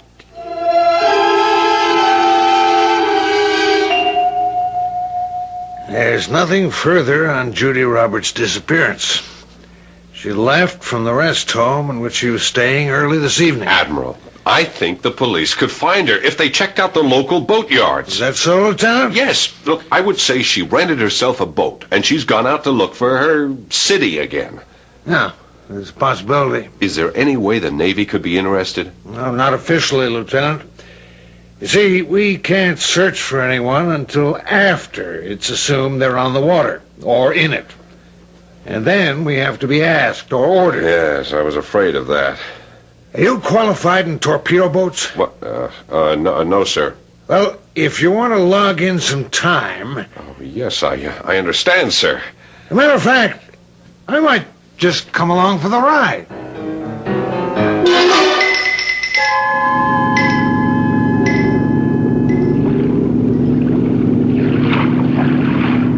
Not a sign of her, sir. I also ordered the air patrols to keep an unofficial eye out, but we don't even know if she's out here. The boatyard people described her pretty well. If she's this far out, she's in trouble if we don't find her. She can't have enough fuel to come back. Admiral, she doesn't want to come back. Well, if she doesn't, we really have no right to compel her. Of course, if she's out of fuel and food and water and in danger of sinking... And ill, besides. Admiral, huh? Look, up ahead. Dead ahead. Is that a small boat? Steady. Hold her steady. Yeah, that's good. Look, that's her. There, she's lying on the Hold bottom. her steady there. Corman, we'll need some blankets and something hot to drink. I'll go into the boat and get her. All right, let's do it quickly, Pete. I don't like the shape of those clouds. Hold that boat steady. Judy. Oh, no. Go away. Judy, you'll die out here. There's a storm coming. Listen. No. I'll be all right. I'm looking for Aura. She'll know that I'm taking you off this boat. Oh, no, don't, please. Judy, you don't want to die. No, let me go, please. I'm too tired to fight you. Put me down.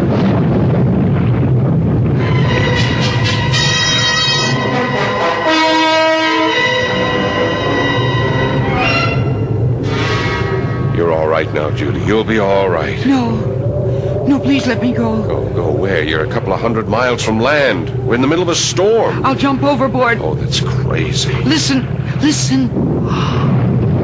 Can you hear that? Do you hear it? That roar. That roar that I told you about. I heard it on the plane. We're falling. We're falling. Don't you feel it? Something wrong with the boat. We must have been swamped. We're being pulled down. I gotta get you up on deck. We gotta get out of here. No. It's all right. Come, we gotta get out. We're only falling. You'll be all right. It's only a fantasy trip. Don't be afraid.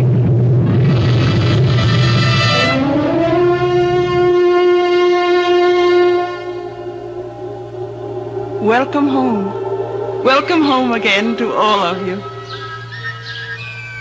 And Alma, you're back. Looking beautiful as always. Yes, Aura. I'm back. I'm really back.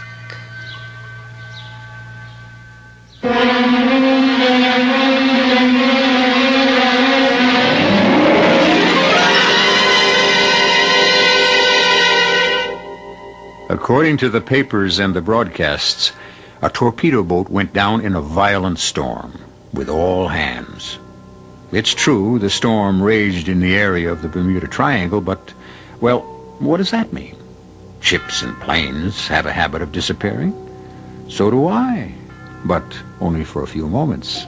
I, at least, shall return shortly.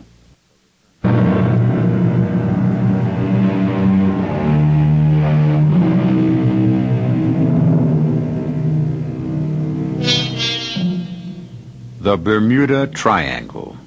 Fact or fiction? Myth or reality? Everything you've heard on our show, every way of accounting for it, or not accounting for it, has been the subject of lengthy debate.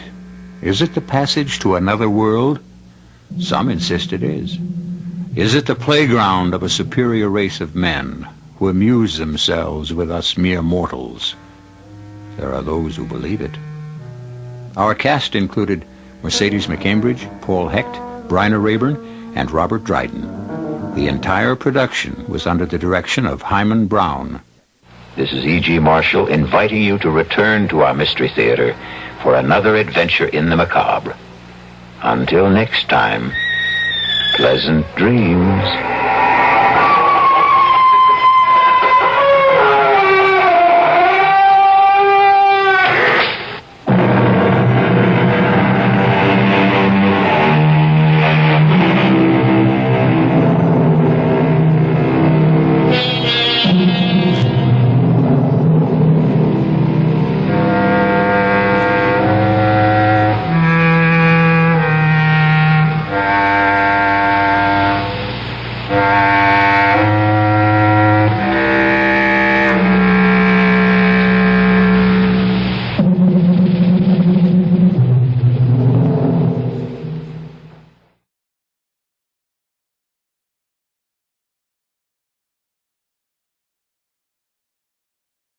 The CBS Radio Mystery Theater presents...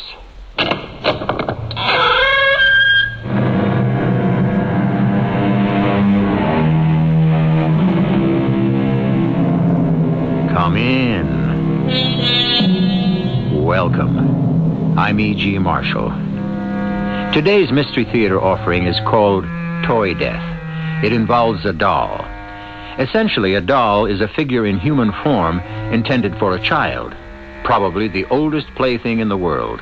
But dolls are also found in catacombs, in graves dating thousands of years before Christ. They have meanings and powers almost opposite. In one country, a doll is a wedding gift. In another, it is very unlucky. Worshipped, feared, played with, a doll has been all things to all people.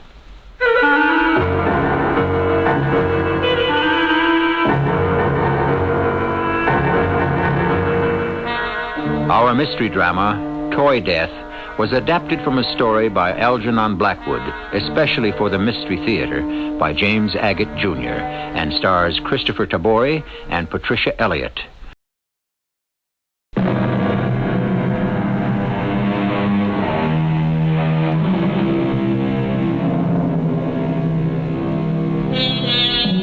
India, where this account begins and ends, is a land of contradictions.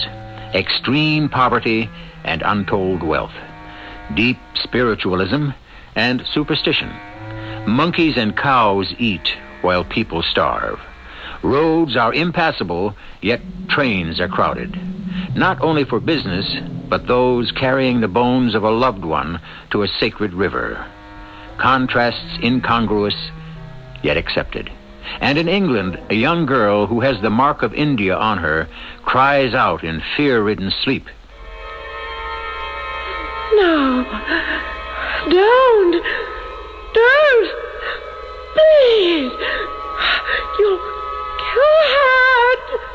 Don't. Oh. Daddy? Where are you? I can't find you. I can't see you, Daddy. Where are you?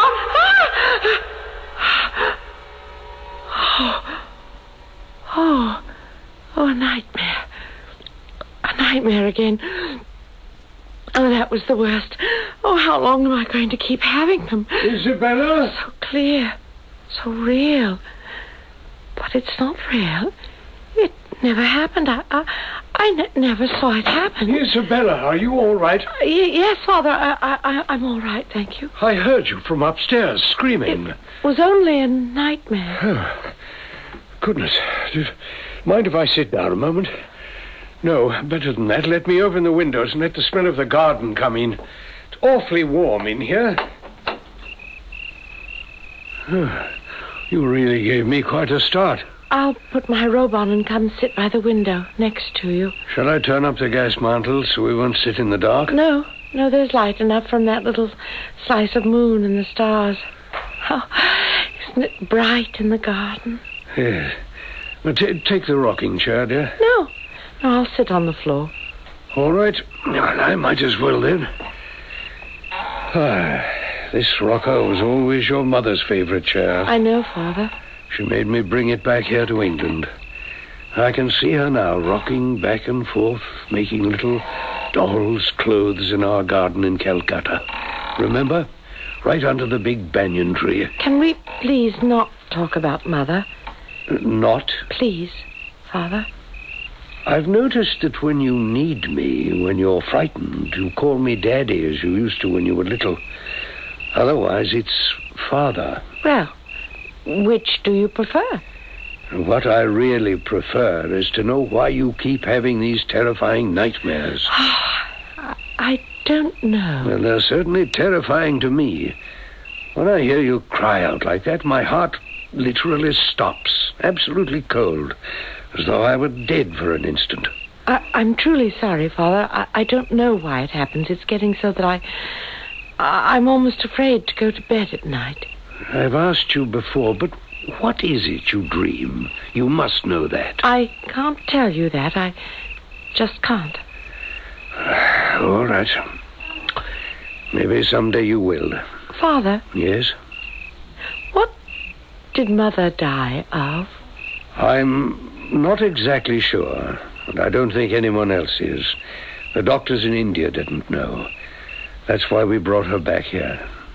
At night, in this room, sometimes I feel she's still alive and trying to tell me something. I wish it were true. She loved you, Isabella. Well, now, we've had our little talk. Do you feel as though you could close your eyes? I know I do. Tony Parker is coming in at 9 tomorrow morning, ready to take dictation. I shall need sleep to have my wits about me. Of course you do, Father. How are the memoirs coming? Slowly, very slowly. Tony is helping me organize the material, and I've only just begun the actual writing. Oh, dear, I'm tired. I need sleep. Well, you go upstairs and get it. If I can't settle down, I'll play with my dollies. Oh, why can't you call it your doll collection? I wish you wouldn't use those childish words. You're a grown-up woman of 20. Well, I'm going. Well, it certainly is bright here. It's like living in the garden. That's what I love about it. Besides it having been Mother's room. You think you can go back to bed now? Yes, I'm all right. You go along upstairs, and I'm sorry to have awakened you. Oh, that's what I'm here for. I'll see you in the morning, Isabella. Have a good night's rest, dear, what's left of it.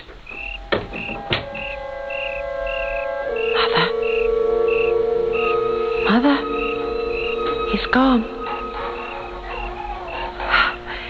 You are over there, aren't you, Mother? Sitting as you always did in your favorite rocking chair. I was sure you would come because of the new moon. It wasn't just a dream, was it? It did happen. What am I going to do now? There's no way to prove anything. If I said to anyone, did you know my father was the one who... Well, if I said that to anyone, they'd have me put away, wouldn't they? Wouldn't they? Mother? Mother? What are we going to do about him?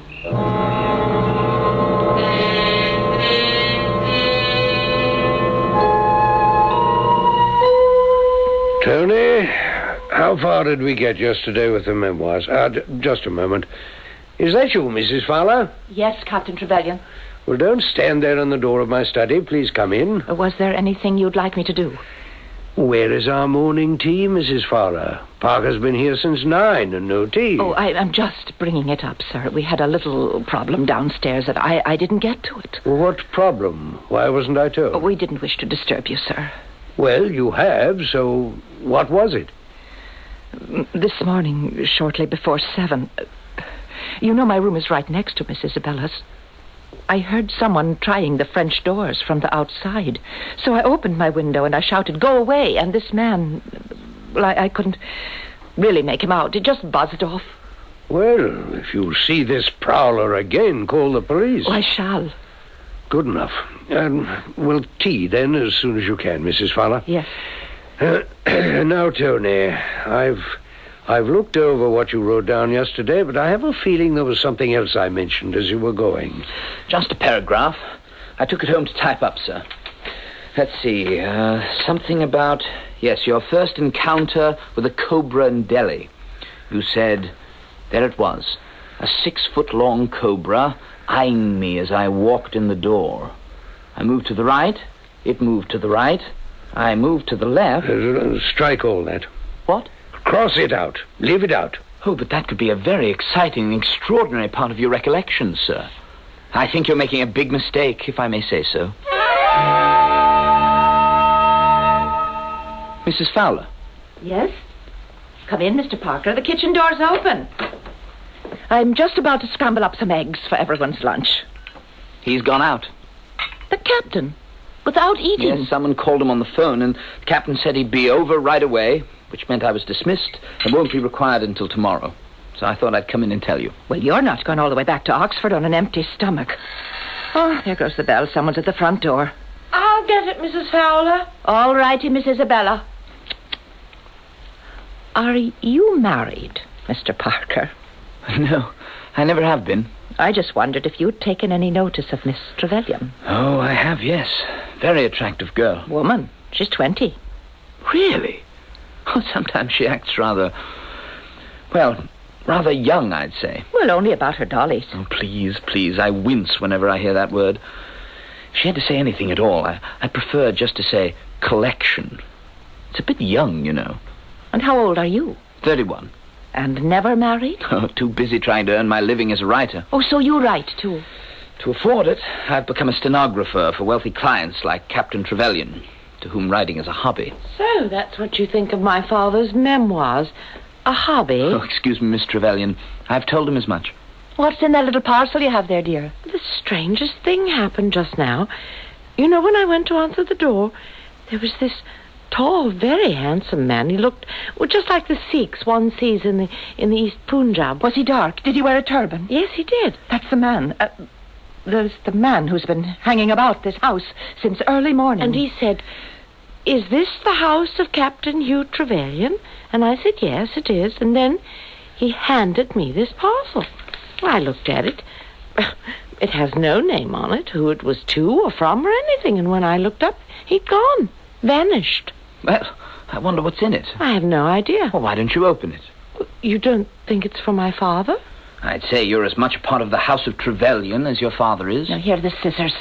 Come on now, give me that parcel. No, wait. What's the matter? I don't know. I just had the strangest sensation. Tony, you too? Did you, Isabella? Yes, a kind of, well, emanation. I can't explain it exactly. What is the matter with you two? Are we going to open this silly package, or aren't we? In a moment. Can you describe that feeling, Tony? Well, let's see if I can. Simply... You know, Isabella, the classical language of the Hindus is Sanskrit, and our word divine comes from a Sanskrit root meaning radiance. Radiance? Yes. Yes, I felt that, too. You see, it's nothing to be afraid of. It was rather pleasurable, wasn't it? I think we should go ahead and open it and see what's inside.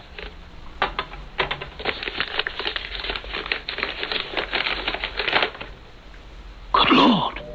Will you look at that? Yes, it's a doll, a primitive doll. Yes, but not a child's doll. More like a fetish with a wax face and a body of straw. Ugly thing. I'd toss it into the fire if I were you. No, I wouldn't do it. I don't think it's ugly at all. It's beautiful. But how could anybody make a thing like that for a child to play with? It's not a child's toy. A doll like that would frighten the wee thing half to death.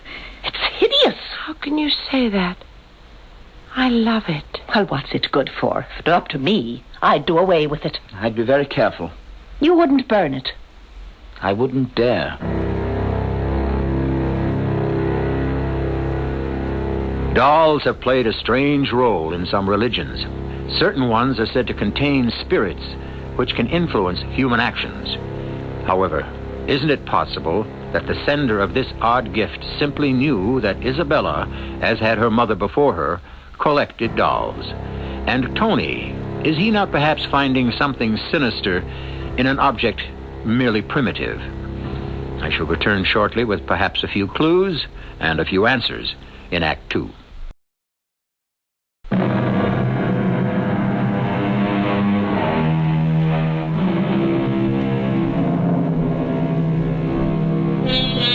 No doubt you overheard remarks about morning tea, lighting the gas mantle, reference to the British rule of India, a clue certainly to the time of our tale, the early 1900s. However, a daughter who collects dolls and believes she communicates with her dead mother, a young writer working as a secretary, and a retired army officer trying to rewrite his past are as much the stuff of today's drama as yesterday's. Tony? What is it? Why are you looking at me like that? Oh, am I? Sorry. Is it because I carry this new doll around with me? Is it? I really don't know what you're talking about, Isabella. Don't you? It's been 2 weeks now since that man in the turban delivered it to me, and every afternoon, after you've finished Father's work, we've taken a walk to some different part of the countryside. Isabella, don't think I'm not happy about that, because I am. Even today, when we're not exploring, just sitting here in the garden with you is nice. But you don't usually see an adult woman holding a kind of doll as if it were a baby. And it bothers you? Well, no. It wouldn't matter to me if it did. Of all my dollies, this is my favorite. Why did you say this was more like a fetish than a doll? Oh, forget I said that. It's just some primitive piece, probably sent to your father as a remembrance of India. I'm not so sure Father wants to remember everything about India. You're not? Well, you should know better than I. Has he started about my mother, how he met her and how they went together to India? I was going to say that. We're well into India, but certainly 18 years back, but not a word about your mother.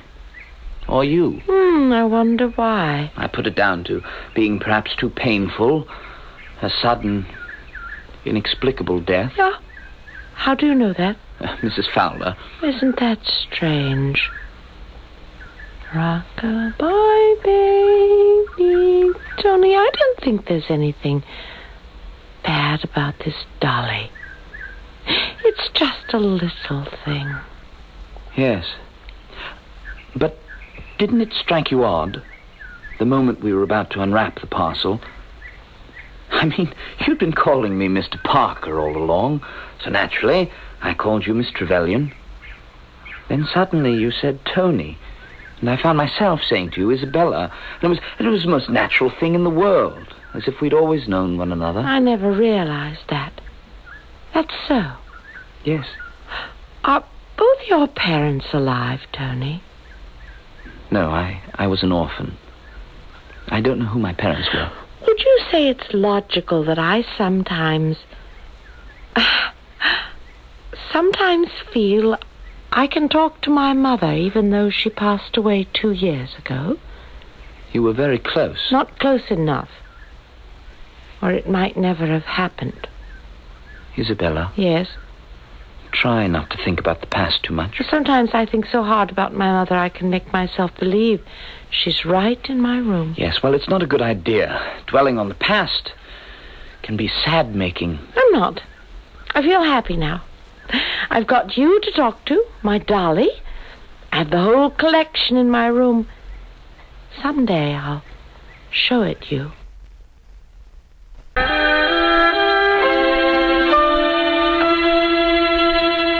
Just let me add a few more thoughts before we end today's session, Tony.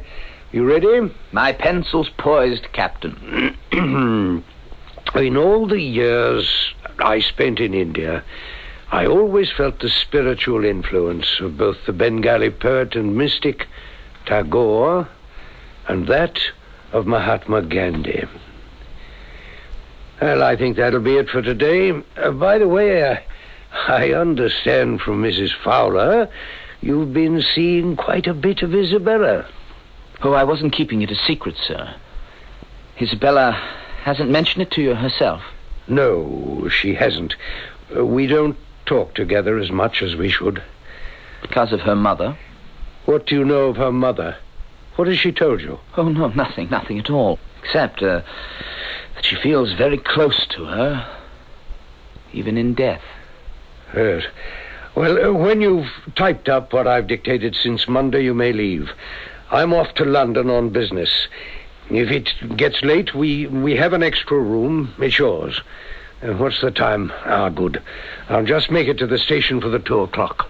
Captain Trevelyan, I'm sorry if I said anything about Isabella and her mother that was unwarranted. I'm very fond of your daughter. It was merely to let you know that I'm quite concerned about her. Well, Tony, it's a good thing she does see something of you. Bring her out of her shell. It's not healthy for a young woman to spend so much time with a collection of dolls. But what can I do?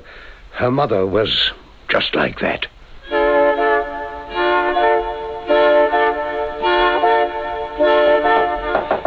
Come in. Aha. Yes, Mrs. Fowler. You've got to come now. There's something quite ghastly in Miss Isabella's room, and you have got to see it. Is she all right? So far as I know. Just follow me. Just across this landing, down these steps. There's her room. I don't know what to make of it. Where the door's open. That's her room. Isabella. She's not in there, Mr. Parker. She went out late this afternoon with that doll of hers. Oh, yes, I know. It's distressing. But I want to show you something. Look there on the floor. What do you see? Someone spilled drops of red ink from the door to the bottom of the bed. Is that what you mean? And there's more on the other side. Yes, I see. From the bed of the French window. I came into her room after she'd gone out to clean up a bit. I found these marks, and I tried to wash them away. I tried vinegar, fine sand, chalk. Well, they simply won't come out. Yes, ink is very hard to remove. But it's not ink, Mr. Parker. Look closely. Those little spots are very dark and thick. It is blood. Oh, probably Isabella cut herself. You don't believe that. Neither do I. Mr. Parker, could you do me a great favor? Oh, of course, anything. Captain Trevelyan won't be back from London until tomorrow. I could put you up in the spare room, which is just down the hall from Miss Isabella's. Could you spend the night here? Oh, I'd be glad to. You don't know what a relief that is. I have this awful presentiment of something evil.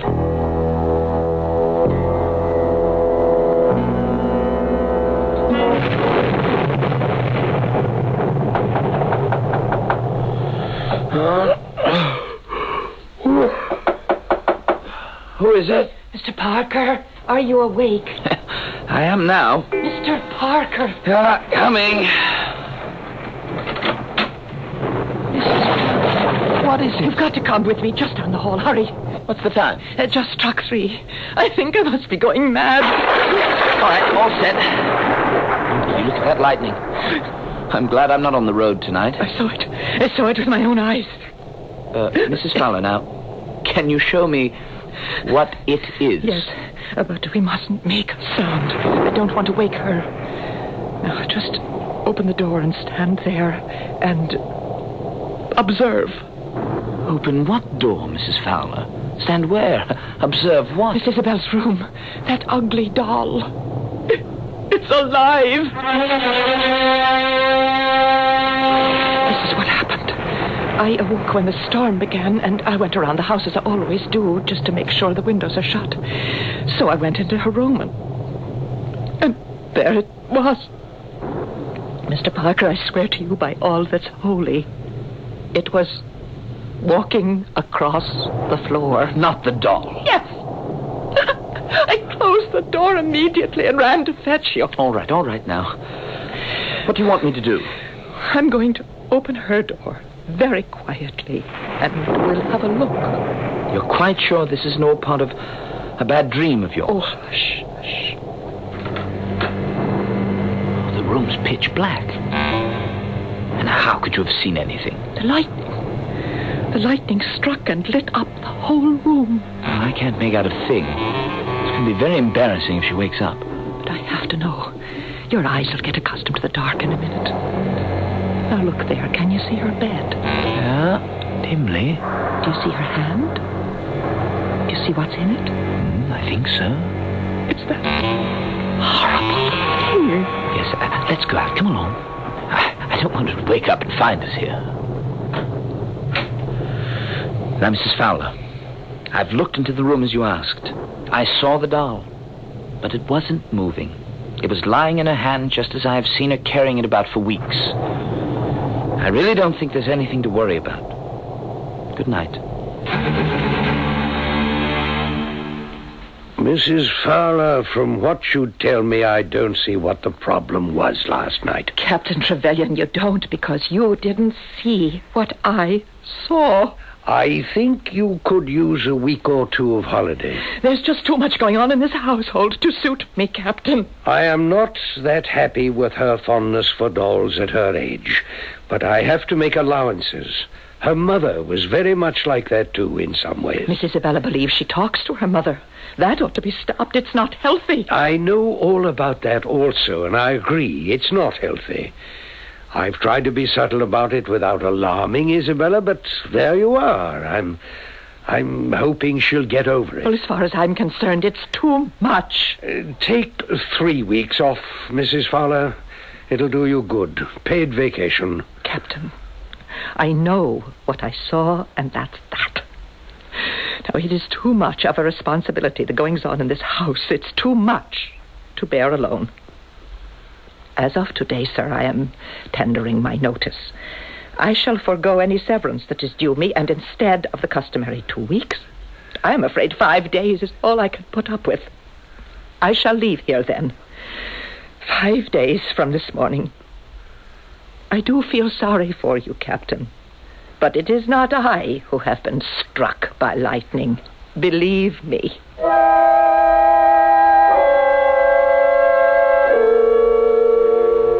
One can't really blame the good Mrs. Fowler.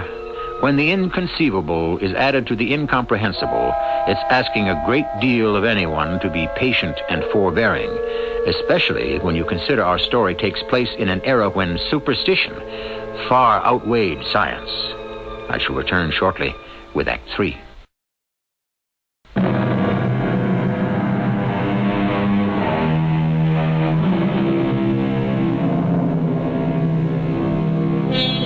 It is said that once a Westerner has come into contact with the East, his eyes are opened, his values warp, and he accepts phenomena his own culture would reject. As if the magnetic needle of one's beliefs inexplicably changed direction from pointing north to pointing east. This may explain why, 1 week later, Mrs. Fowler decided not to leave the employment of Captain Hugh Trevelyan. Mrs. Fowler, I'm glad you're not going to carry out your threat and abandon ship. I couldn't. That's what it came down to. I'd be punishing Miss Isabella by leaving her. Something's wrong. Fat lot of good her father is. He's always running off somewhere on business. He doesn't seem to care about her. Oh, yes, he does. But he's helpless. Oh, I don't know. He didn't impress me as a caring husband either. Mrs. Fowler, should you be telling me all this? Yes, I should. That man, you wouldn't think he'd buried Mrs. Trevelyan right here in our churchyard after that terrible sickness when nobody could do anything for her. So the Trevelyans returned from India 2 years ago? Yes, but she was ill long before that in Delhi. The captain brought the family back to England, and she just wasted away for 6 months before she died. Oh, I see. There's another reason I'm glad you didn't leave. Isabella and I, well, we were getting along famously. I thought she trusted me. But since the night of the thunderstorm... When I saw that doll walk across the bedroom floor? Yes. Since that night, she's closed up completely. I've tried to draw her out. She looks at me, but she doesn't really see me. Her mind is somewhere else. The devil has entered that girl. She's under a spell. Mrs. Fowler, let us, you and I, try to get to the bottom of this once and for all tonight. As soon as the captain is retired for the night, say half an hour later, we'll meet in the hall outside the guest room. From there, it's just a few steps to Isabella's.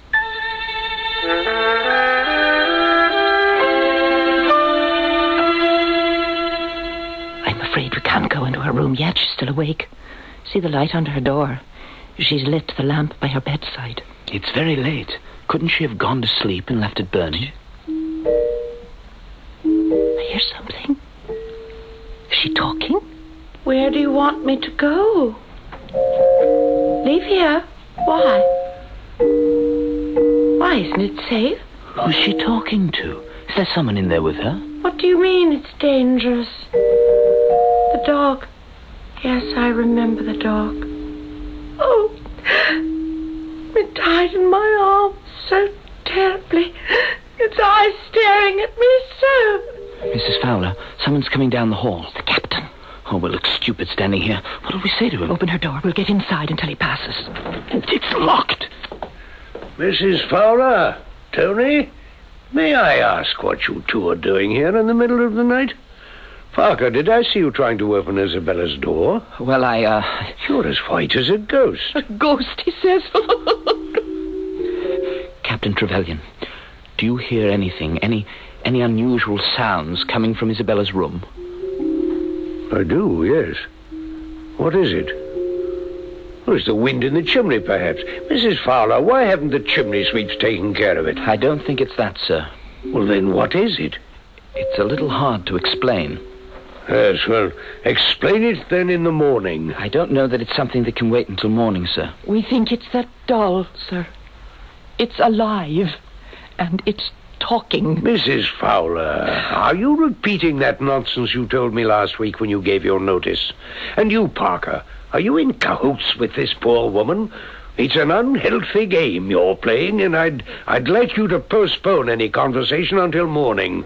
Then perhaps in the clear light of day the both of you will have come to your senses. Good night.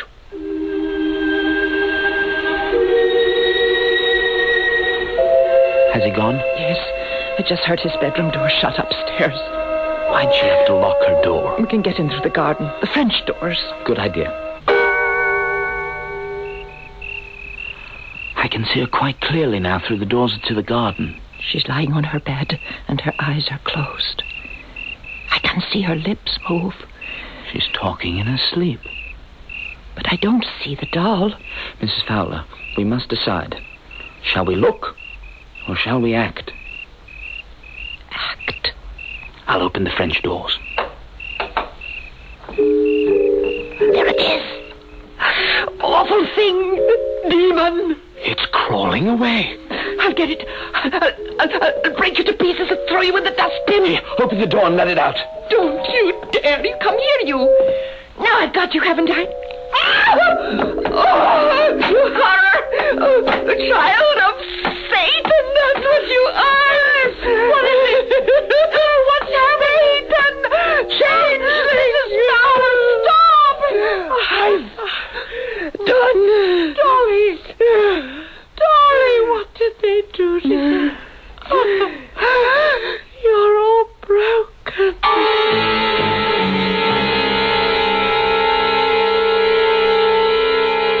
It was horrible, Captain Trevelyan.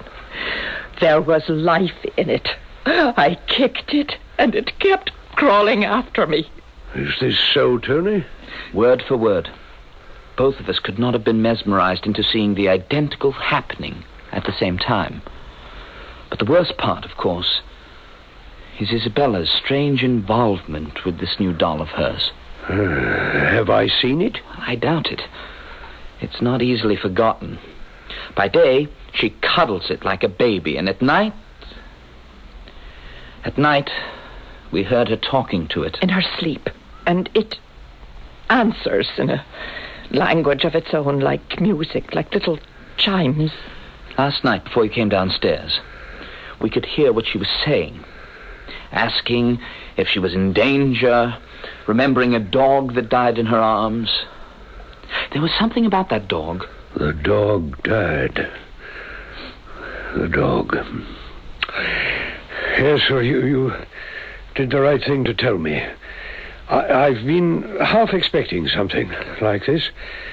It was bound to find me, sooner or later.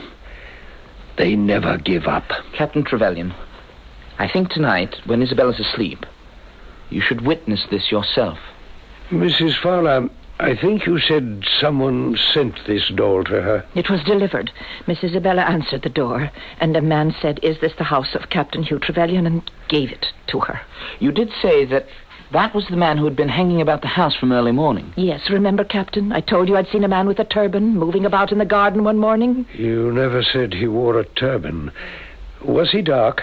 Miss Isabella said so, and very handsome. Captain, whatever it is, I think you've placed your daughter's life in great danger.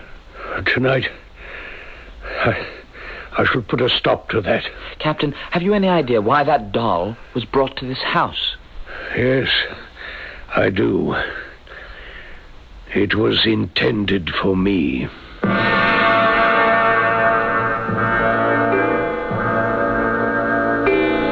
I think you were wise, Captain, to tell Mrs. Fowler not to accompany us tonight. Was that 2 o'clock that just struck? Yes, it was. Isabella must be asleep by now. Let's open her door. She's locked it. But I have a key. That's it. Now, come inside. Close the door behind you. Where is this doll? Look at the foot of her bed. That? It has no arms. It's all broken. Let me see. The way the little head is bent so crookedly. I suppose that is a head. All I see is an open red mouth. You say Isabella likes this? Yes, it's rather mangled now because Mrs. Fowler tried to destroy it. That girl sleeps like an angel. Look at her. It's moving.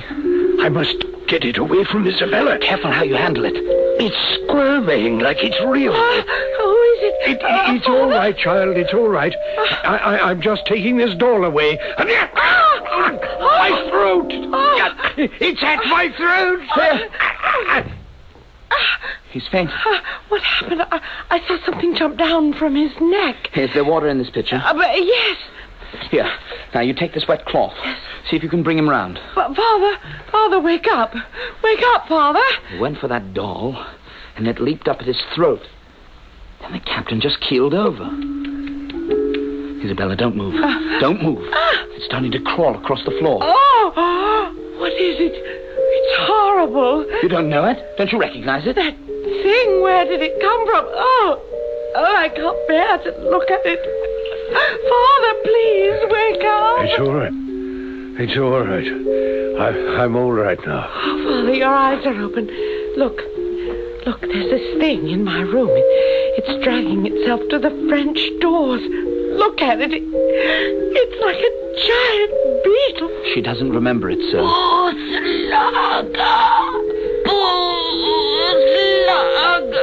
Wait, it's saying something. Only help me get my father off the floor. Wait. Both Lager. I don't need any help. Look, the French doors. They're opening. What did you see, Tony? A hand reached in and took the thing from the floor. Father, are you all right? Isabella, I'm sorry for everything. All the distress I've caused you. I'm sorry your mother is dead. I really loved her so much. She didn't understand love. Now, you get yourself back to bed. I think you'll sleep better now. I know you loved Mother. I always knew that. Good night, my child. Tomorrow I'm going to ask Mrs. Fowler to help me take down all these dolls and give them to the children in the hospital. Good night, you two. Good night, Father. I love you.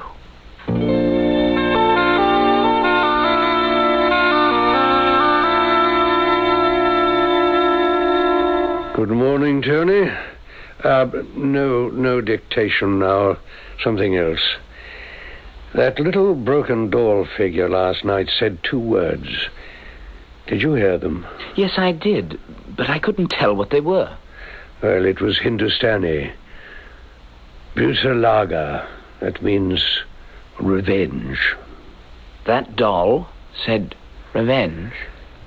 A man doesn't spend enough time with his wife in a military job. Sometimes, if she's very far from home, she gets lonely, restless.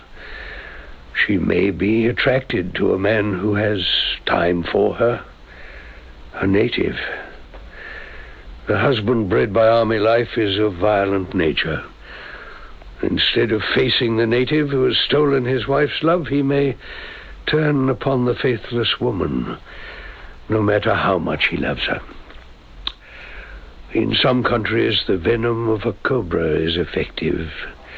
It kills slowly, lingeringly, and leaves no trace. So at last the wife dies. But what of her lover, who lives? Perhaps he revenges himself upon the husband, using a fetish known only to a few, and from the sharp touch of which there is no escape. Are you sure, Captain, there is no antidote? Let me get you to the hospital right now. It's too late, Tony. In this desk drawer is a packet of letters and a diary. They tell everything the memoirs left out. Write it for me, will you? As for Isabella, I think she likes you. Take care of her.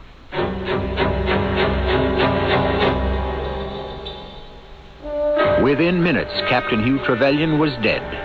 They were never able to define the exact cause, and so, written upon the coroner's final certificate was failure of the heart, which indeed, in many ways, is what killed him. I shall return shortly.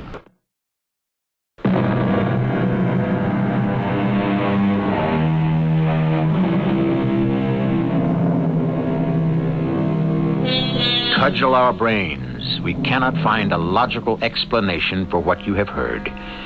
Did the doll actually kill the captain? Or did the captain die of fright? Were all those who saw the doll undergoing mass mesmerism? Who was the man in the turban? An avenging Indian? We confess to no explanations. All we can assure you is that it did happen. Our cast included Christopher Tabori, Patricia Elliott, Marion Seldes, and Court Benson.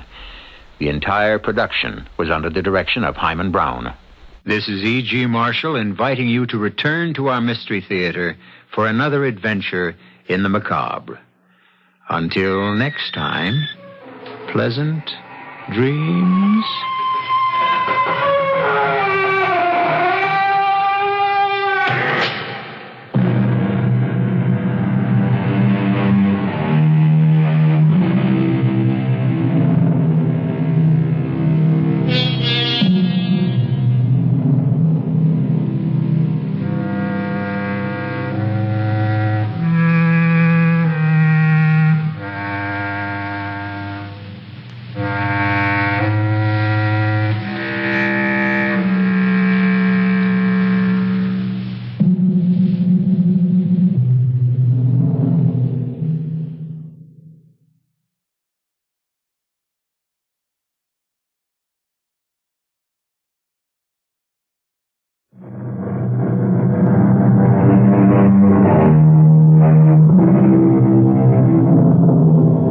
Come in. Welcome. I'm E.G. Marshall. Once again, I invite you to sail with me on a mysterious voyage into the unknown, unexplored country of the human mind. To be fair, it must be said that the mass murder of millions of human beings was not invented during our century. But to be accurate, it should be noted that in our generation, massacres, holocausts, and wholesale slaughter in general has been developed into what might be considered a fine art.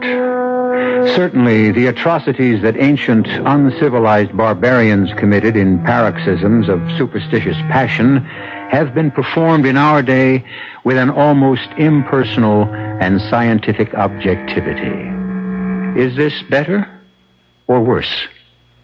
Or does it matter?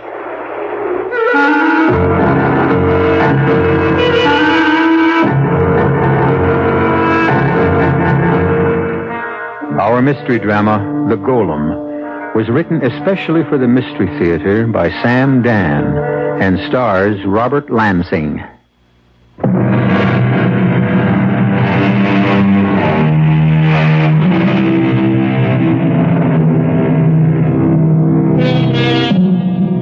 There are times in the history of the human race when things become unstuck. The glue of morality melts under the intense heat of hideous pressures, and men are no longer tied to a rational society.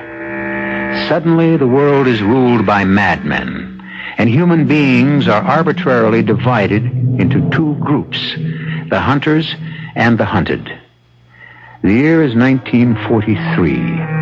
We're in a cottage in the thick woods that surround a country town in a vast wilderness somewhere in Central Europe. The man is a forester. He is sitting quietly before a pleasant fire. His wife is telling a bedtime story to a sleepy child in a crib. And so the king said to each of the suitors who came to ask for his daughter's hand, "All of you are handsome and all of you are strong, but the one who is chosen must also have a good heart. He must be kind to the poor, and he must protect the weak." Shh, I think she's asleep. Now I can heat up your supper. Just imagine, Topchick, I was able to get beef today. Think of it, beef. I'm not hungry. You're not hungry? Topchick, what is the matter? Nothing. Oh, no. Something's wrong. I don't want to talk about it. Eat your supper. You'll feel better. I'll never feel better. I was in town today. Yes? And in the square there were soldiers, Germans, the Nazis. They'd rounded up about 100 people. Jews? Yes. And they were shoving them into trucks. Why should we care? Taking them away to kill them. Well, it's war and... Do you know what I did? No. I did nothing. I don't understand. What were you supposed to do? Once I saw a man who was whipping a horse, an old, sick horse. Do you know what I did to that man? Topchick, please, you're only And all he was doing was whipping a horse. Oh. And today in the square, I did nothing. All of us, we just stood around. We all did nothing. Most people pretended that nothing was happening. Topchick, please. Let me tell you who was there. I'm not interested. A very old man with a long white beard. He was standing next to a young girl. I just don't want to hear anymore. Standing quietly, very quietly, looking straight ahead. And it so happened that his eyes looked straight into mine. Please, Topchick. His eyes, they asked me for help, but I turned my head away. I denied him. If you'd done anything at all, you'd be dead. Who could that be? I don't know. Now, are you sure you didn't do anything? I told you I did nothing. I'll open it. Who are you? It's the old man and the young girl. Please, may we come in just to get warm at your fire? My grandfather is so old, and he's very sick, and he needs... Please. A little water, just a little water, and a piece of bread. Young girl, please, I want to help you. God bless you. But I can't. please don't ask me to. They'll burn the house down. They'll kill us. Just let my grandfather get warm for a minute. No, please don't come in. They'll find out you were here. Please don't destroy us. Have mercy on us. I'm sorry I disturbed you. Come, Grandfather. There's no one at home here. Tomchek, what are you staring at? Did you see the old man's eyes? Now, Tomchek. How those eyes looked into mine. I tell you, I won't listen. And for the second time today, I denied him. Tomchek, you haven't touched a bite. Please, you worked hard all day. You must eat. I think I'll go for a walk. Now? Yes. In this weather, but it's crazy. Now, look, you listen I think to you've me. said enough for one day. Open! In the name of the Führer! Nazis! Tomchek, let me do the talking. Please let me do the talking. Open! Yes, I'm coming. Oh, good evening, Lieutenant. That is the lieutenant's insignia, isn't it? As if you don't know. We're looking for 2 escaped criminals. Criminals? An old man with a white beard. A girl about 20. What crime did they commit? Tomchek. What crime? You're a funny one. Tomchek, this is no time for your jokes. The soldiers are here on serious business. You say you haven't seen them? No, Lieutenant. Then you should have no objection if we search the house. Well, why should we object? Inside, boys. That staircase leads up to the attic, and this trapdoor is for the cellar. You are Tomchek Masterik, the forester? Yes, he is, and I'm his wife, Marina. You've seen no one all day? No, sir. Well, those vermin can't go far. What will you do with them if you catch them? You mean when we catch them? They've given us too much trouble already. We'll just shoot them. Oh, excuse me. I had noticed you have a little one. Yes. Asleep there in the crib. Boys, move about more quietly. Oh. She is a little princess, isn't she? Yes. She'll be 5 in November. You know I have one. She'll be 4. Her name is Olga. Really? Mine is called Helga. It's the same name, you know. Boys, there's no one hiding around here. Form them up outside, Sergeant. Won't you have a glass of wine, Lieutenant? Oh, no, not on duty. What is your husband's name again? Tomchek. Tomchek. I need your help. My help? Oh, he'd be thrilled to be of service. They say you know these forests better than any man living. He knows every tree. I want you to come with me. Me? Do you have any objections? I need a guide. Oh. You'd know every likely hiding place. Oh, he certainly would. And if you can find them for us, there'll be a handsome reward for your work. Oh, Tomchek doesn't want a reward. That's just the knowledge that he's doing his duty. You know, Tomchek, my wife is like that, too. I can never get a word in edgewise when she's around. Well, let us go. You mean now? Now.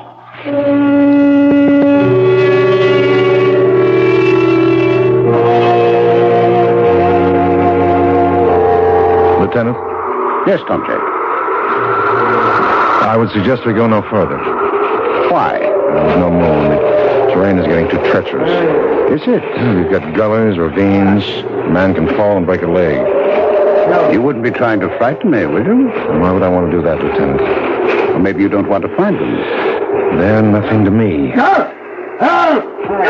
That's one of your men. Sounds like Streicher. Sergeant, get some men over there fast. Well, Tomchek, you may have been right.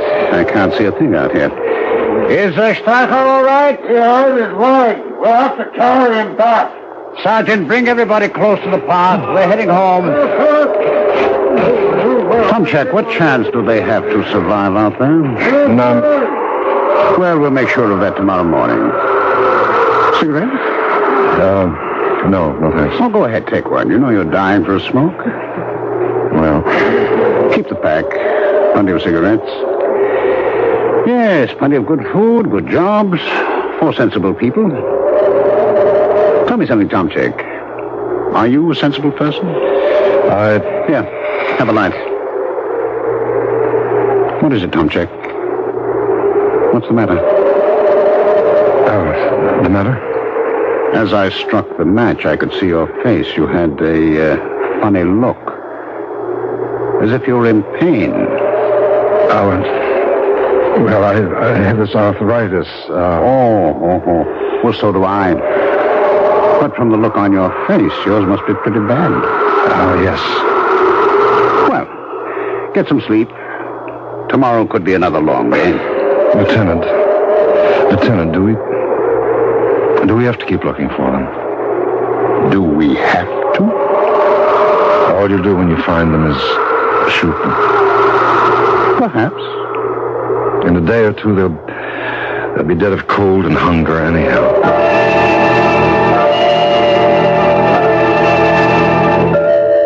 Oh, you're back. Did they... No. I have something nice and hot for you to drink. Take off your coat. But why are you just standing there? Shh. I want to make sure the Nazis are gone.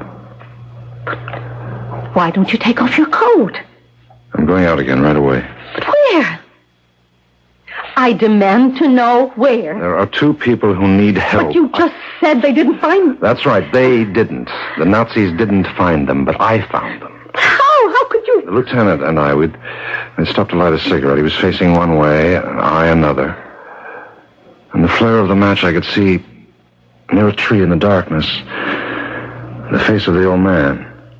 You saw the old man? It was only for a moment, but that moment was as long as eternity. His eyes burned into mine.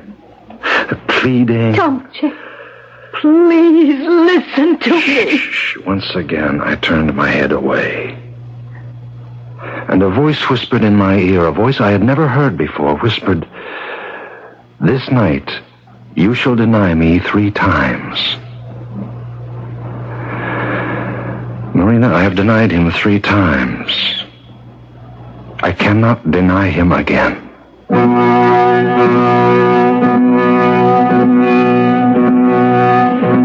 Oh, how easy it is to believe in brotherly love when your brother is lovable and respectable and acceptable.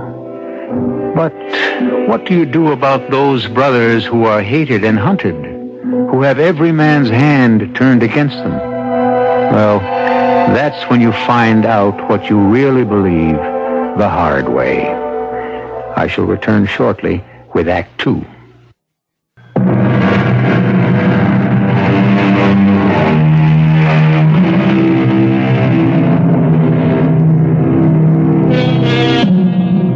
His name is Tomchek. Her name is Marina. They live in a great mountainous forest that covers much of Central Europe.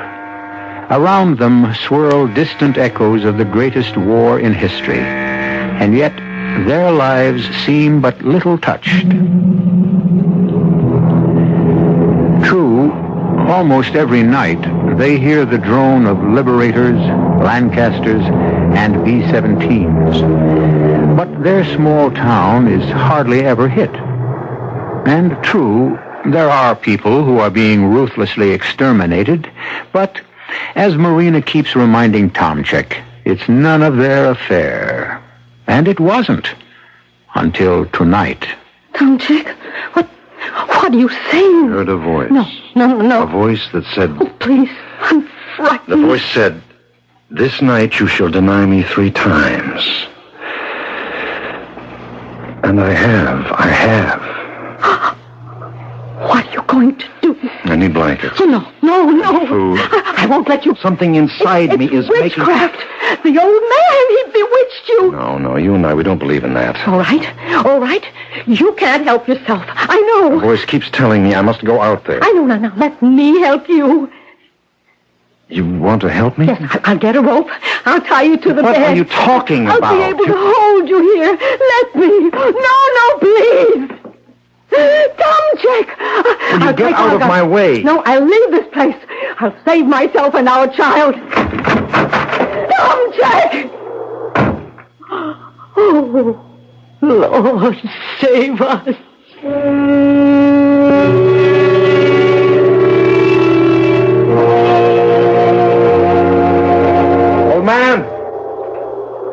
Old man, you're here. I know it. Will you trust me? I want to help you. Where are you? You have to be here. I want to help you. No. Don't be afraid. If you need to kill us, do it quickly. Shh, I've come to help you. Why? Because... Well, the old man, where is he? You can't just let him lie on the ground like that. I don't have any more strength. He'll freeze to death. We have to get him to his feet. Come on, old man. He's unconscious. We must make him walk. Let him die. In peace. No, he's going to live. For how long? Who knows how long anyone will live. Here, put this blanket around his shoulders. And take this one for yourself. Come on, old man. We must walk. Where? It's to a hidden place. It's a place I know. It's a cave. Oh, bless you. Do you realize how much you're doing for us? It's not very much. I remember once I did more for a horse.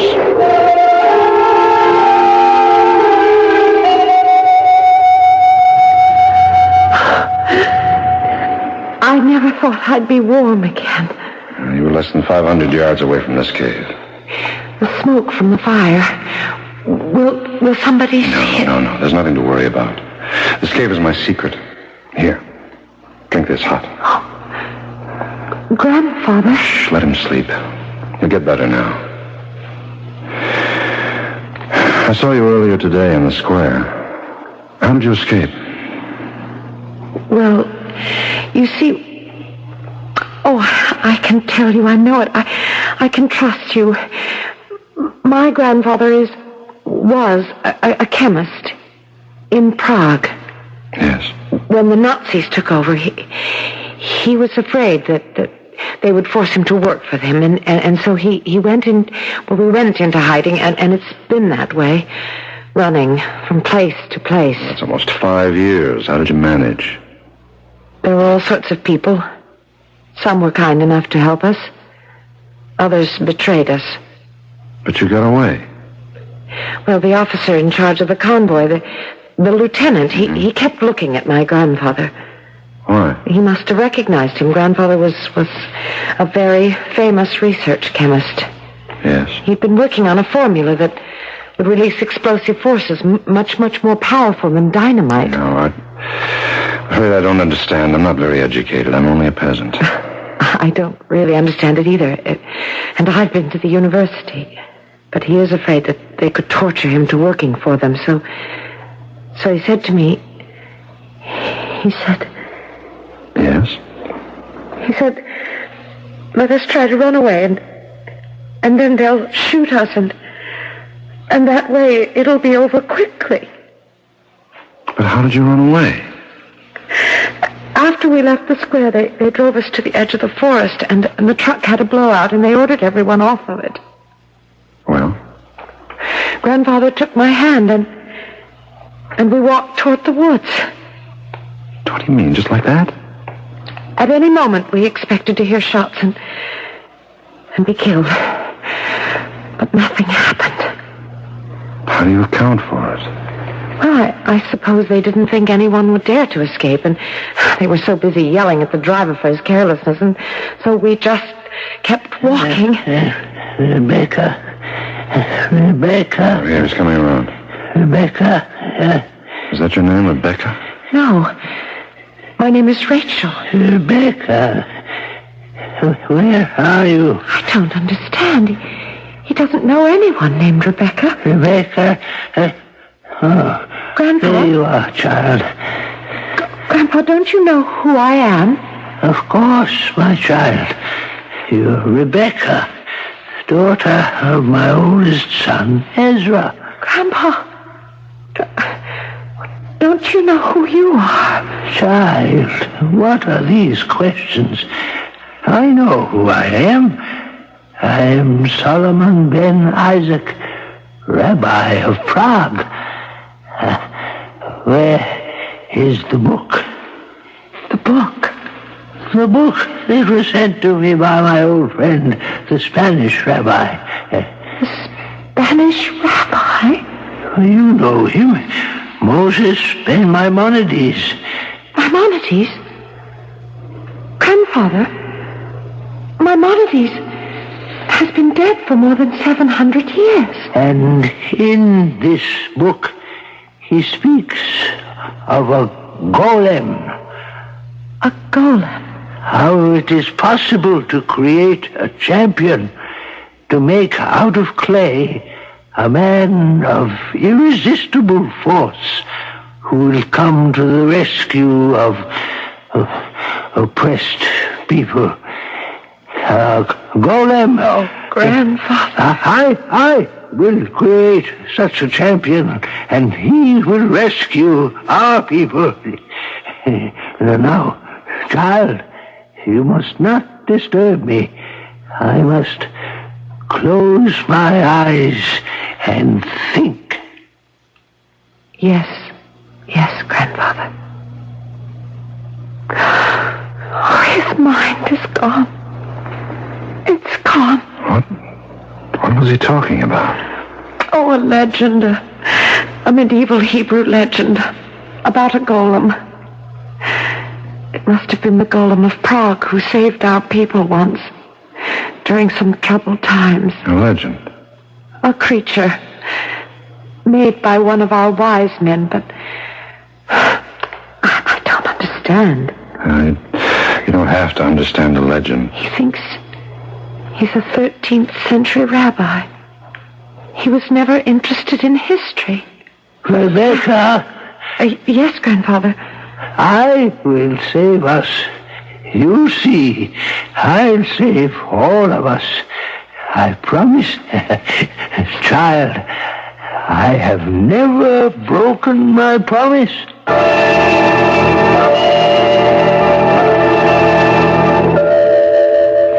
I was scared out of my wits. I thought you'd be caught and shot. Well, I wasn't. You found them, I suppose? Let's not talk about it. Yes, I know who that is. Let him in. As if we have anything to say about it. Don't despise me, Tomchek. Is it so terrible to want to live? Lieutenant. Good morning. A cup of coffee, Lieutenant. Oh, never on duty. Well, Tomchek, ready? Yes, sir. You look as if you didn't even get to sleep last night. Lieutenant, sometimes he's just restless. Here, take these, Tomchek. Why, what's in the package, Lieutenant? Pills. Pills? I stopped at our dispensary. I got you some pills for your arthritis. Tomchek, but you don't have arthritis. Yes, I do. Oh, what are you talking about? Since when do you have arthritis? Well, well, maybe he's had it since last night, eh? Tomchek, we must be off to the hunt.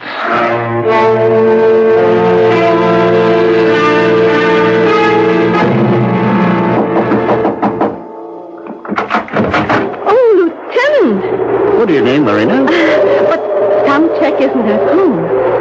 He isn't? Well, you didn't tell him you'd want to come... Yes, that's right, I didn't. But I haven't come here to see Tomchek. No? No. I want to see you. Come in. Thank you. I want to help you.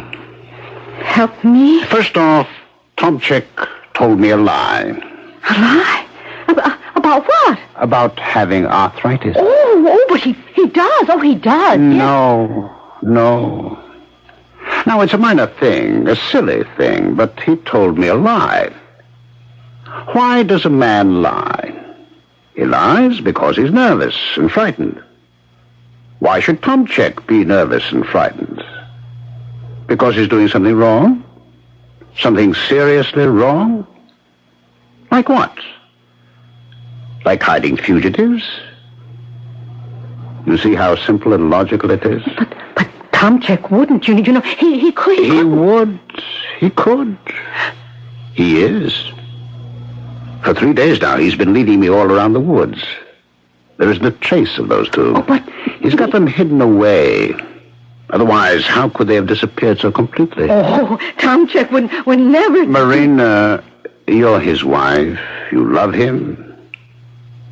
And right now, you're the only one who can save him. But, Lieutenant... Quiet.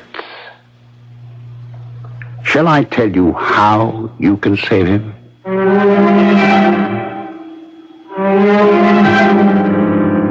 And suddenly a word, a single word, sears itself into Marina's consciousness. The word is betrayal. How can something she has yet to find out be a betrayal of someone or something that is very important to her husband? And just as he heard a voice in his heart, she also hears one now, a voice that says, "One of you shall betray me."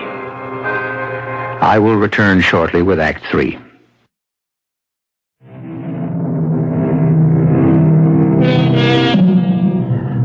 There are times when it seems that the Lord sleeps, and the world is abandoned to the will of the wicked.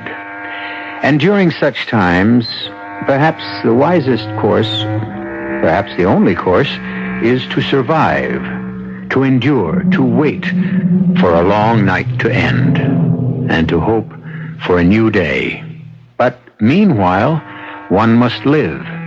And right now, a young woman named Marina, whose home is in Central Europe during the Nazi occupation, is listening to what she must do if she is to live.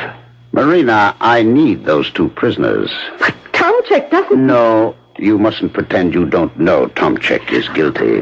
Lieutenant, please. Don't cry.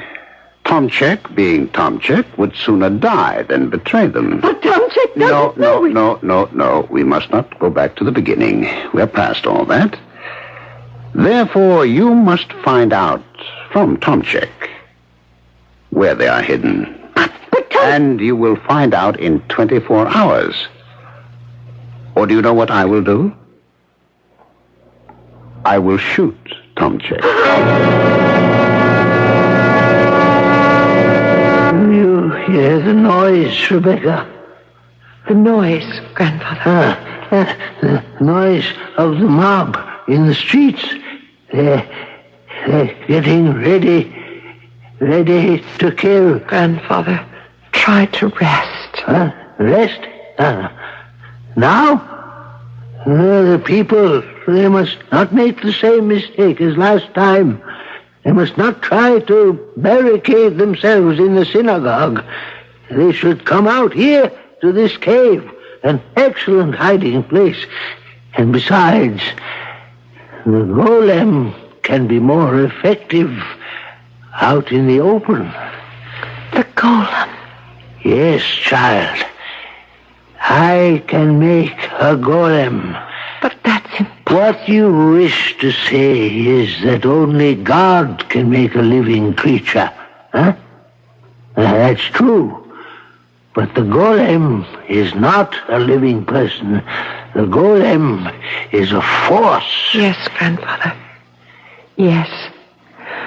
But now rest. A man-made force. Where is Tomczyk, the young peasant who is so kind? He will try to return. Could he get me some salt, some clay, and some... Yes, Grandfather, whatever you like. Now, please, rest.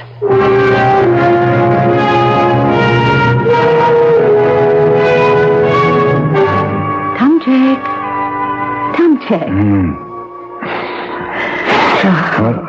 My poor Tomczyk, you've fallen asleep over your dinner. Yes, Rob. I'm so tired. It's too much for you, Tomczyk. I have to go out. Please. Marina, I'm sorry. I must do this. Now, don't try to talk me out of it. But I don't want to do that. If what you're doing is important to you, it must also be important to me. And so, I must also be a part of it. I want to help. No, it's too dangerous. I must be a part of whatever you do, Tomchek. Don't you understand? I, too, must help. Marina, I love you so much. That old man, he must be terribly ill. He is. Well, he needs good nursing care. Now, you know I could do that. Would you? Where is he? Tomchek. Marina, God, you look so beautiful right now. It must be because you feel beautiful. Where are they hidden? Where? Marina, once I tell you, will you become a part of it, too? Where, Tomchek? Do you know the cave? The cave? Now, have you forgotten? We found it that day when we went walking. We went inside. Oh, yes. Yes, I remember. And the old man is terribly sick. He needs you, Marina. Well, now, first I must go to town. To town? Why? Well, there's Olga. I'll take the child to my brother's house. Oh, of course, she'll be safe there. And, then I'll stop for some medicine. And Tomchek? Yes. I love you. I know. Oh, Tomchek, you'll never know how much.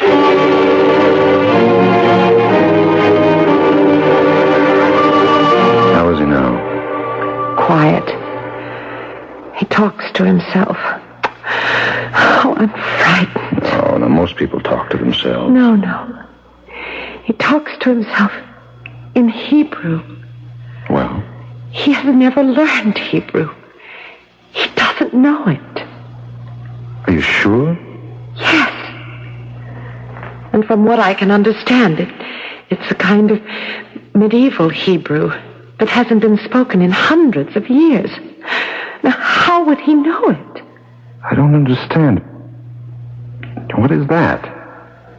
I don't know how to explain. All over the floor, all the way back in the cave.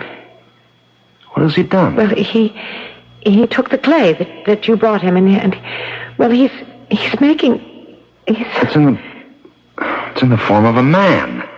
Yes, he's been making a golem. Whatever it is, it's like a giant. Where did he get the clay? He made it from that you brought. I didn't bring all that much. Yes, it's frightening. It seems to be growing. I can't believe my eyes, but there it is. Grandfather, please tell us. Be quiet. But Grandfather. Sir, what is that? I am about to write down certain words, certain awful words. And in this place, there must be silence. The silence of the dead.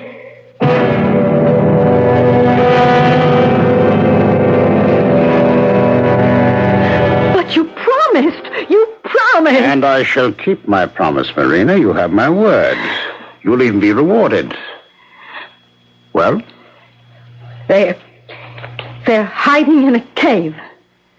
A cave? You must do better than that, my dear. You pick up the pathway just past our house, and you follow it north for 2 miles. Now you come to a deep ravine. In front of you is what looks like a wall of solid rock. But it isn't. No. Because when you climb to the top of it, you will see the entrance to the cave. Thank you. Sergeant, place her under arrest. But you said... I said you'd be rewarded. At this point, I don't know how. If you're lying, a firing squad will give you 30 leaden bullets. If you're truthful, there are 30 silver krona.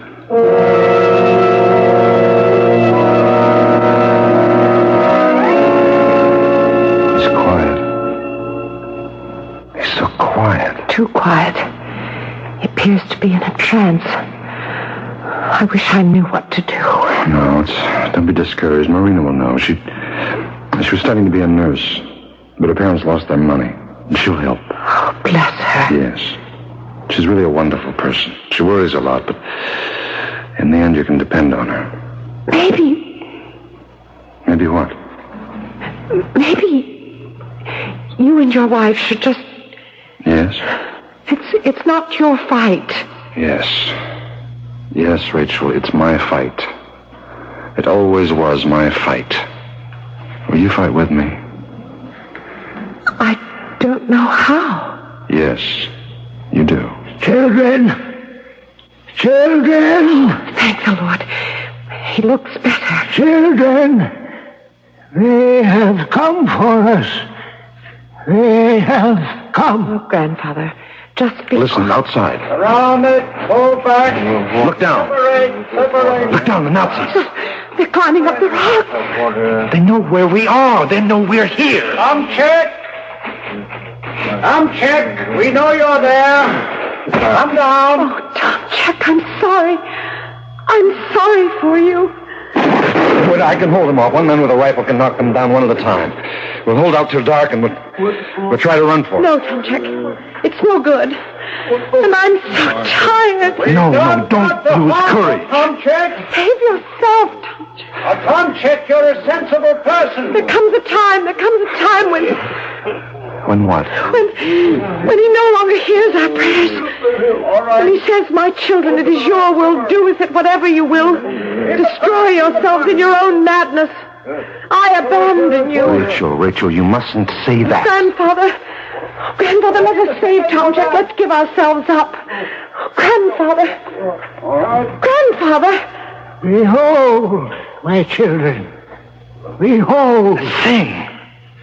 That thing he made, it's moving. The people shall be saved.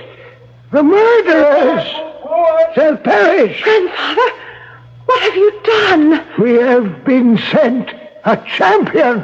It's a giant. The champion shall smite the mad killers of the innocent. Grandfather. I have written the awful, never to be forgotten words. I have breathed the force of life into the champion. Clay giant, it's moving. Clay no longer, but fire and steel. Look at it. You look. Through me, it has acquired the force and power of 1,000,000 suns. He shall burn away the evil that surrounds us. I charge you, champion, avenger, protector, Golem, go forth. Go forth. In there, take them alive. Hey, quiet down. Come on. Quiet.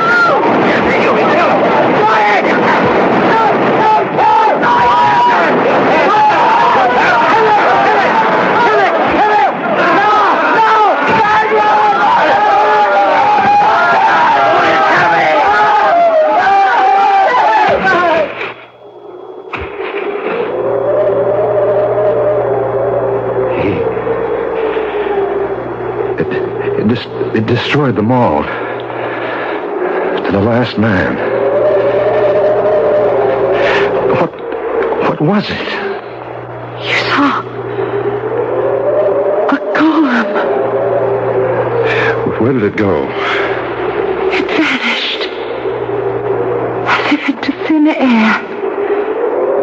The pious old folks still believe. Oh, and they assure you that the golem will reappear one day when someone shall awaken him to save the people.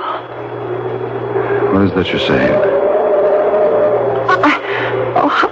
I remember reading the story of the golem.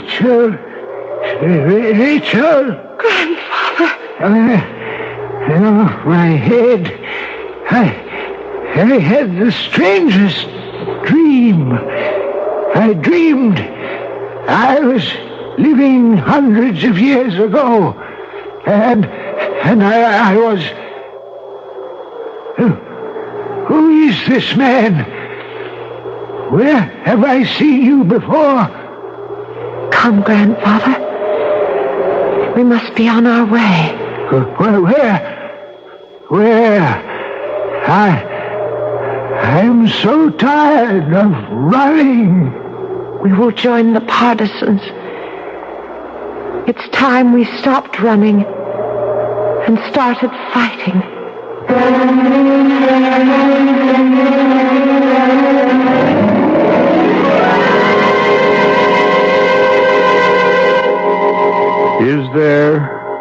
Was there a golem? The question is, what is a golem? A thing of irresistible force. Well, so is a bomb. A British or American bomber flying overhead may have dropped one. On the other hand, the old gentleman was a scientific genius. He could have made one. Or it could have been what you heard, a golem. I'll be back shortly.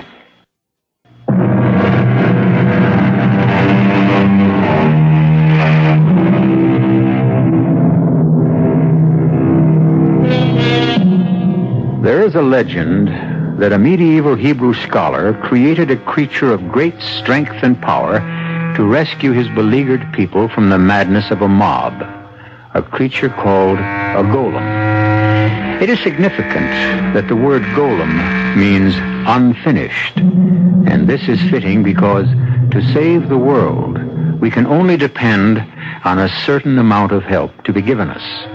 The rest of the effort must be our own. Our cast included Robert Lansing, Mildred Clinton, Patricia Elliott, Ralph Bell, and Robert Dryden. The entire production was under the direction of Hyman Brown. This is E.G. Marshall inviting you to return to our Mystery Theater for another adventure in the macabre. Until next time, pleasant dreams.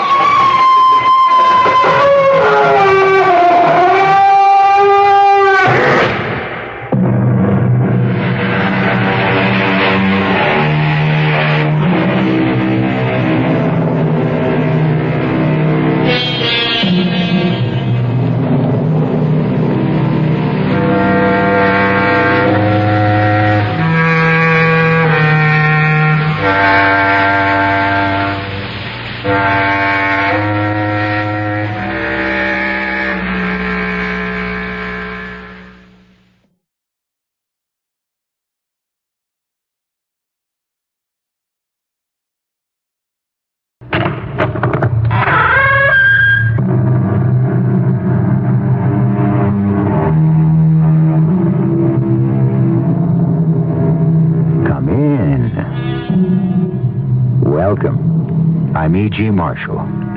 When you join me, I can promise you an experience in suspense that can arise from many sources. Sometimes it is natural conflict, and at others the supernatural. We delve into the strange and the unusual. That is the shadowy world we explore, a world of minds and souls slightly askew. What we're about to hear is an adaptation of a story written by Algernon Blackwood about a man shell-shocked in the First World War. A not uncommon experience, but dreadful for the victim. His name is Terry O'Reilly, Captain O'Reilly.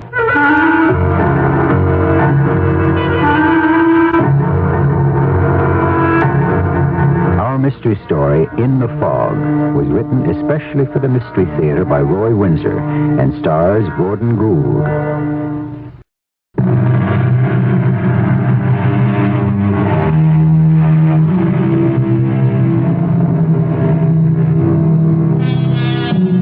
Shell shock is a psychoneurotic condition like hysteria.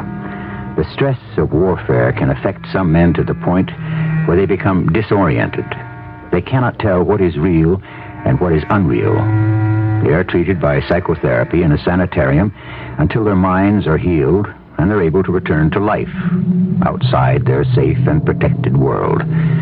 Slowly but surely, Captain O'Reilly dreamed less and less of the horrors he had seen, as he explains. I cracked up. I won't frighten you with the last battle when they came at us in our trenches. The carnage was awful. Only a handful of us were left. I became a screaming idiot. and I was shipped home to a sanitarium near Cambridge. And a Dr. Henry. Now, you think you're up to it, Captain? I think so. If you begin to feel any uncertainty, just go to a policeman and have him telephone me. Okay. You made good progress. All of us are pleased. You just think about the present and the past will recede. Phantoms exist only in the mind. They're up to you to control. I'm trying to, Dr. Henry. Now, your friends in Boston, what's their name? Collard? Yes, Jeff and May. I wrote down their telephone number. Here it is. Oh, good. I won't need it, I'm sure. Now, when you reach their house, it's on Beacon Hill. How nice. Well, after you arrive, will you telephone me? Sure. Jeff's a buddy of mine. He got shot up pretty bad. It was when I saw him mowed down that I... But there he is, he and his wife. Doing well, I'd say, with that Beacon Hill address. Now, your visit is a big step forward to you. Are you going by subway? Yes, from Harvard Square. Well, it's a short and pleasant ride. Enjoy yourself. I see you're dressed for rain. That's wise. Well, it's predicted. It's hot, and a cold front is coming in from Maine. We'll get rain. Oh, maybe fog. I can do without fog. It reminds me of gas drifting through the barbed wire toward our trenches. I left Dr. Henry. He and his staff had been wonderful to me. I wore my hat and raincoat, and I had the feeling that everyone was watching me. You know the feeling, like you're an intruder. Well, nothing happened. In the subway, I read the car cards, and then I got off and climbed upstairs to the street. Fog, thick as sheep's wool. I didn't know where to turn.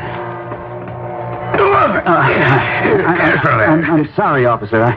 I can't see a thing. Oh, that's all right. Me neither. It rolled in about half an hour ago. Where am I? Tremont Street. Yeah, I wouldn't move around very much. Most cars are to stand still, but there's always some nut who tries to drive. They wouldn't see you, and you're hit. No, I'm not moving. But I'm expected at my friend's. No, they'll wait. If they got windows, they can see you'd be stuck. They're on Beacon Hill. Across the public gardens in that sea of fog. No, you stick around a while. The fog will lift. I can make it. Well, suit yourself. I just have to reach my friends. But wait a few minutes. You wander around through the park, you could stumble into the lake. Are you all right? Huh? Oh, yeah, sure. You look kind of worked up. I was in the war, and the fog... Hello? Huh? Oh, help me. Officer. Oh, you have to help me. No, what is it, lady? I'm lost. Well, so am I. So this man here. Now, no one can find his way in this thick fog. No, but I said I'd be there, and he'll be waiting. Well, my advice is to stay put. No, I have to get to Morley Street on Beacon Hill. Well, that's where I'm going, too. Oh, then let's find it, please. I'm warning you, lady. You go groping around in this mess, and you could be hurt. I'll go with you. Oh. Remember, I warned you. I hope I don't see you in the morgue. Hold my hand. Tight. Yes. Come on now. Oh, you're very kind. That's all right. I don't know the hill except it's above the gardens. Oh, if I could only see. Yeah, it's unreal. What a phantom world. I hate it. So do I. Hold on. What's your name? Well, that's unimportant. I don't mean to be rude, but we'll never see each other again. Even in the fog, I can see how beautiful you are. Oh, well, thank you. Holding your hand does me good. You're real. I should think so. I mean, I'm Captain O'Reilly, Army, shipped out for shell shock. Oh, well, are you... should you be out? I mean, isn't there a sanitarium? No, I'm fine. What did you mean? I'm real? Not an illusion. That's what I suffer from. Not knowing what's real and what isn't. Now you know. Sure. Oh. It's slow going, but if we stick to the path, we'll be all right. Your doctor said you could come into Boston alone? Sure. Dr. Henry. Hey, you're not afraid of me, are you? Oh, no. We're never dangerous. Except maybe to ourselves. Like you reach for something you see, and it isn't there. That's why it's good to hold your hand. And don't be nervous. We'll find your house. Oh, but will I be in time?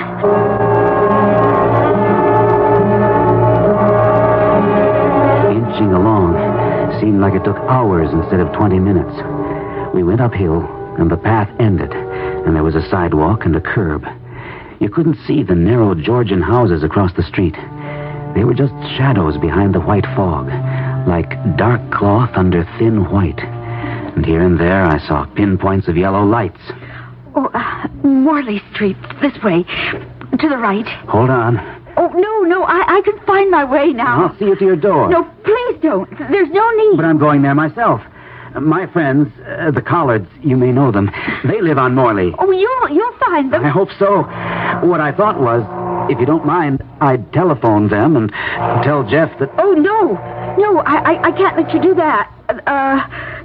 The telephone service has been cut off. Oh? I'm leaving Boston tomorrow. We are, that is. Oh. And the house is closed. My number is 141. You can head me in the right direction. Oh, of course. I'm 99. Oh, there it is.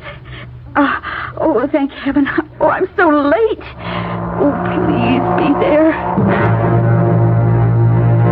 The woman broke away from me and ran through the open iron rail gate. I hurried after her. She entered the house through an open door, and that struck me as peculiar. I followed. Inside, I found myself in a dark hallway.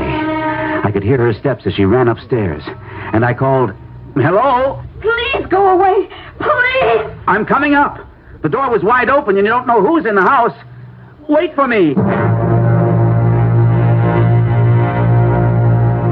I'm nervous, Jeff. You'd think your friend Terry would have telephoned. Well, if he could, but he doesn't know Boston. I hope he didn't panic. He could have. But Dr. Henry says that he thinks the captain's ready to rejoin society.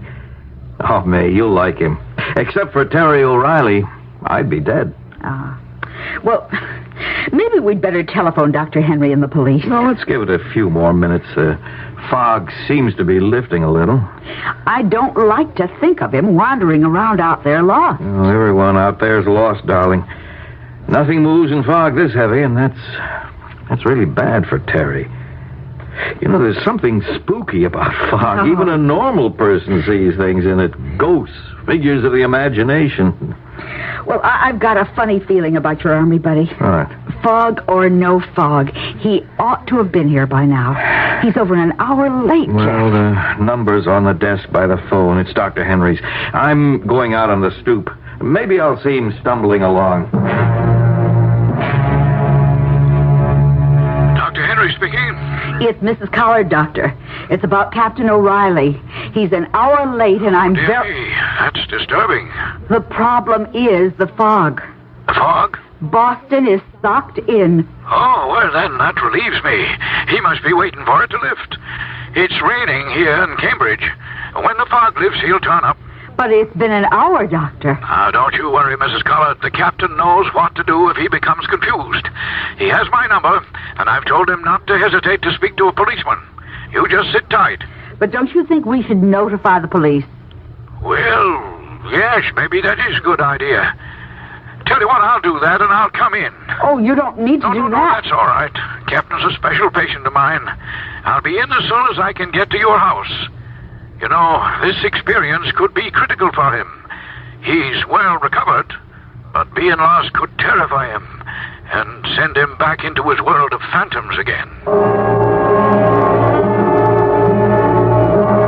It was very dark in the hallway. I felt along the wall and entered a parlor. There was a milky kind of light coming through the high windows, and I made out a candlestick. I was conscious of my heart beating hard, not from effort, but from the eerie house. I struck a match and lit the candlestick and started upstairs. Hello up there! Are you all right? Holy Toledo! Where are you? Answer me! I'm coming up! When the woman screamed, I froze. I knew something awful had happened. I I took the stairs 2 at a time, the candle flickering in front of me. There were several closed doors in the hallway. I tried the one nearest the street. I opened it. The room was lived in. I went toward a bed. And then... murdered. Good Lord. Stabbed through the heart.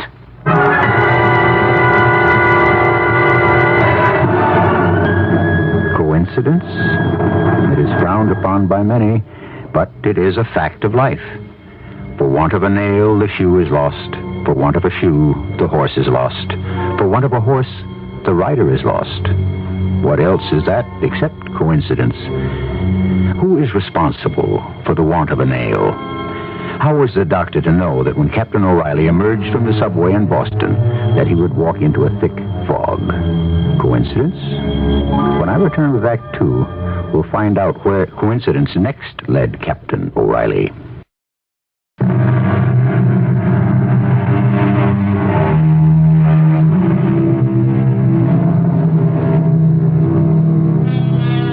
Coincidence is remarkable because of the lack of apparent connection between a group of events. That's how it seems. And why not?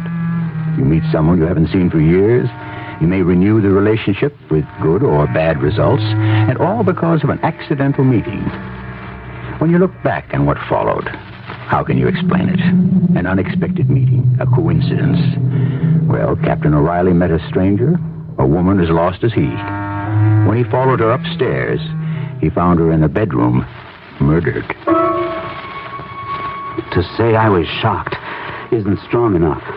Almost without realizing it, I removed my hat. The dead woman was no illusion. This was real. Selfishly, I knew that this was good for me. I could distinguish between the real and the unreal. That gave me enough confidence to leave, and I left fast, running down the stairs. Then I heard a door closing. For a moment, I hesitated. Then I went outside into the fog. Hello there. Huh? Oh, hello. Don't be afraid. I'm a physician, Dr. Sprague. Oh? Is something the matter? Can I be of help? No, I'm lost. It's a little more than that, isn't it? You really are a doctor? Oh, yes, I live close by. Why don't you come with me until you calm down and get control of yourself? I'm late for my friends. Well, 5 minutes won't make any difference. Your name? O'Reilly. Captain O'Reilly. I could telephone from your house, couldn't I? Of course. You've recently been discharged from service, Captain. Yes. Shell shock? You can tell that? Oh, a shrewd guess. You're distraught and you're perspiring. I'm almost cured. I'm going to be okay. Yes, I'm sure of it. Thanks. So is Dr. Henry. Oh, yes, the doctor with the sanitarium in Cambridge, of course. You'll be worried about me. So will my friends. Well, the telephone. Yes, that's a good idea. You're very considerate, Dr. Sprague. By the way, how did you get here to the hill? Well, my friends live on Morley Street. I walked through the public gardens. From Tremont Street? How could you see? I couldn't. We held on to each other, and we managed. I don't know how. We? Some woman. This is her house. I saw her to the door. You didn't follow her in? She just flew in and up the stairs. I called. You see, the front gate and the door were open, and I was afraid for her. That's quite an experience, Captain. Yes. First the fog, and then this woman. Who was she, by the way? I don't know. But she was frantic. She was meeting someone, and she was afraid she would be too late. Ah, poor thing. Well, come with me. All right. You didn't follow the woman into the house. Well, I asked because you said that the gate and the door were open. The gate is still open, but the front door, Captain. But the front door is now closed. Well, he's been seen. I'm relieved. A policeman spoke with him when he came out of the subway on Tremont. Terry seemed to be all right. And then some woman came along, and they headed into the public gardens toward the hill. A woman? That's what the policeman said. A stranger. She was lost, too, and was acting pretty wild. You looked around? Yeah. The fog isn't that bad now. It's begun to drizzle. I walked around the block calling his name. Well, now, what do we do now? Nothing. The police are on the lookout for him, and we know that Terry is somewhere in the neighborhood. That's funny about this woman. Why, what's funny about her? She's not imaginary. The cops saw her, and they saw them set out together. The doctor saying the door was closed. That bothered me. I knew I'd been in the woman's house. I didn't know what to do. The right thing was to notify the police. But would they believe I hadn't murdered the woman? We reached Dr. Sprague's house in a few minutes.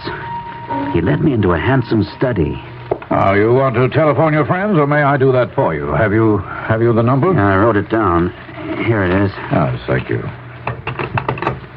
Operator, give me 1961, please. You can just relax. Well, it's mighty nice of you to take me in. Oh, I'm glad to be of help. Yes, Jeff Collins speaking. Oh, this is Dr. Sprague. Captain O'Reilly is with me. Oh, is he all right? Oh, perfectly. I'll send him on his way in 5 minutes. Thank you. I'm at 141 Morley. And he really is all right? Yes, I met him on the street and noticed he was upset, so I brought him here to relax. He'll be along shortly. Where are you, Doctor? I can come for him. There's no need to do that. Well, I'd like to, if you don't mind. Your address? 99 Morley. Oh, for heaven's sake, that's only a block away.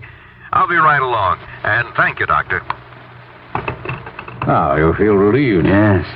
I know they've been worried. So Dr. Henry allowed you to come into Boston? Yes.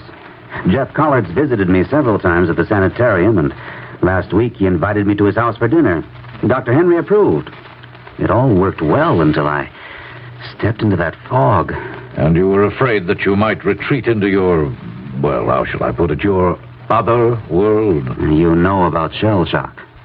Quite a good deal.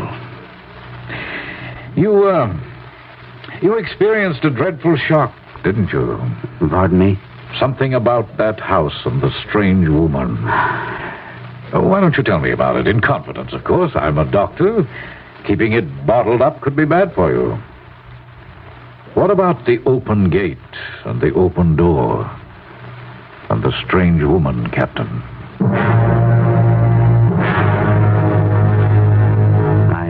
I told him everything.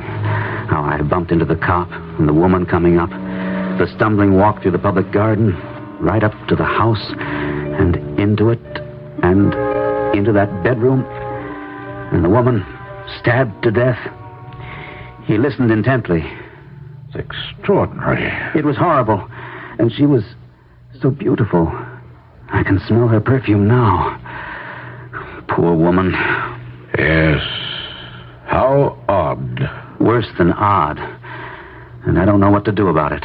Oh, there's nothing to do about it. But the police... You didn't murder the woman, did you, Captain? Good Lord, no. Then you'll be wise to forget about it.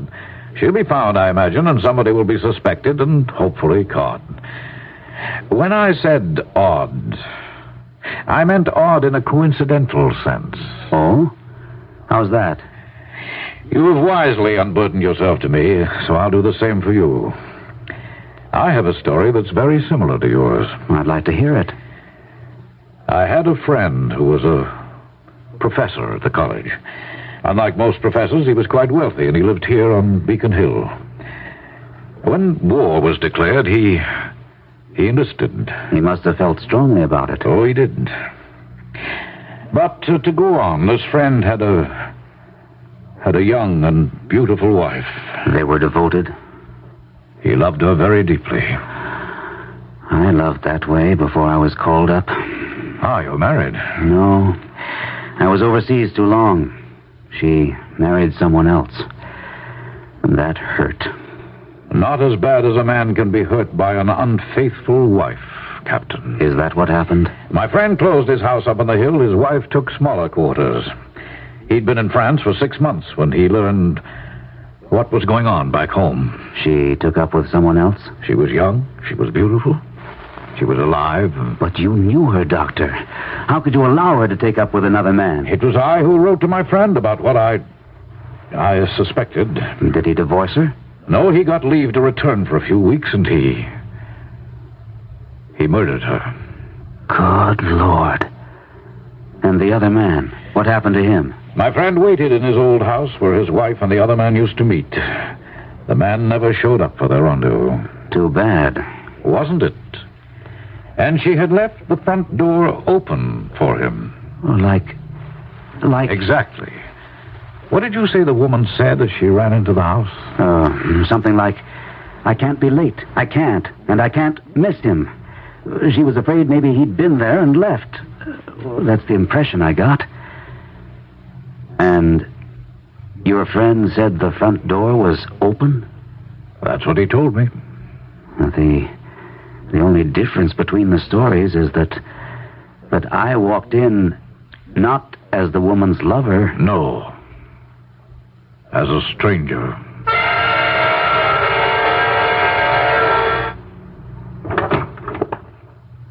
Did you bring him back, Jeff? No, I didn't find him. But Dr. Sprague gave you his address, and it's only down the block? But I went to 99. It was closed and dark from top to bottom. Well, that's peculiar. Yeah, isn't it? I don't understand it at all. You tried the bell? Oh, sure, no luck. Then the next-door neighbor came out, Mrs. Lawrence. I know her slightly. She said the house had been closed when the professor enlisted and that his wife had moved away. I asked if she knew a Dr. Sprague. She said she never heard of him. How funny. There's no doctor living in the block that she knows of. But why would Dr. Sprague tell you that... Oh, it beats me. And now we still don't know where Terry might be. Something very strange is going on. I just sense it. But you said Dr. Sprague sounded perfectly normal. Well, he did. Well, maybe you'd better find that policeman and go back to 99. I'll come with you. No, darling. You stay here. Don't forget that Dr. Henry's on his way in. Oh, I'd forgotten. And who knows, Terry just might show up. Well, if he does, you'll take us out to dinner. Mine is ruined. Oh, it's a nightmare. Now, what if there isn't a Dr. Sprague? What? Why would he say he was if he wasn't? Well, Terry had to be with him, or how would the man know us or our telephone number? And what's the matter with you, Jeff? You think Dr. Sprague's a fictitious character? Well, maybe. But why? You think this could be a hoax? Who knows? The few minutes I spent with Dr. Sprague calmed me down, and confessing my discovery of the murdered woman did relieve my mind. Jeff and May knew where I was, so that worry was taken care of. I liked Sprague, and I was grateful he happened along when I ran out of that house. I said as much, and he said... Oh, coincidence, Captain. I like the fog. I often stroll around in it. Most people hate it. Well, I don't. It gives me a feeling of solitude, encases me in myself, shuts out the world. Yeah, well, I better be going along, Doctor. Yes, I suppose you should. Well, let me help you with your coat. My hat. What? Good Lord. I left my hat in that room. The police will find my hat and trace it to me. Why, is your name in it? No, it's just an ordinary felt hat, worn. Well, the police will know that someone murdered the woman and left the hat, but how could it be identified as yours? But I'll be missing a hat, and somebody will ask me about it. Right, then tomorrow in Cambridge, buy another. No, wait a minute. I have a better idea. Take this one of mine. Oh, I couldn't Of course you can. I have several. Why not? You're very trusting, Dr. Sprague. How so? What if I did murder that woman? Oh, my dear boy, I'm convinced that you didn't. What motive could you have had? Yeah, none. I only saw her face for a few minutes, and she'd be the last person I'd harm. No, I wanted to help her. Someone else killed her. Someone who was hiding in that house. As I ran down the stairs, I heard a door shut on the second floor. Well, lucky you didn't meet up with him. I hadn't thought of that. You're right. I could have been stabbed the way she was. Yes. Quite a story you're going to have for Dr. Henry. Mine and yours. Whatever happened to the man the wife was going to run away with? Ah, my friend would like to know. I suppose that man did run away. Captain O'Reilly, I doubt if we'll meet again, but I wish you well. You know, this experience has been good for you. I think so, too. And don't forget your hat. Your hat. Thanks. My alibi for something I didn't do. I wish I knew who did. Who'd murder a beautiful woman like that? Someone she had deeply offended, Captain. All of us are two persons. That's a generalization, but I think it's true. We appear to each other as one kind of person. Then there's the inner person. A criminal does not have to look like what we think he should look like. Everyone is capable of committing a crime. For those that do, something snaps in the mind and triggers it. More when I return with Act 3.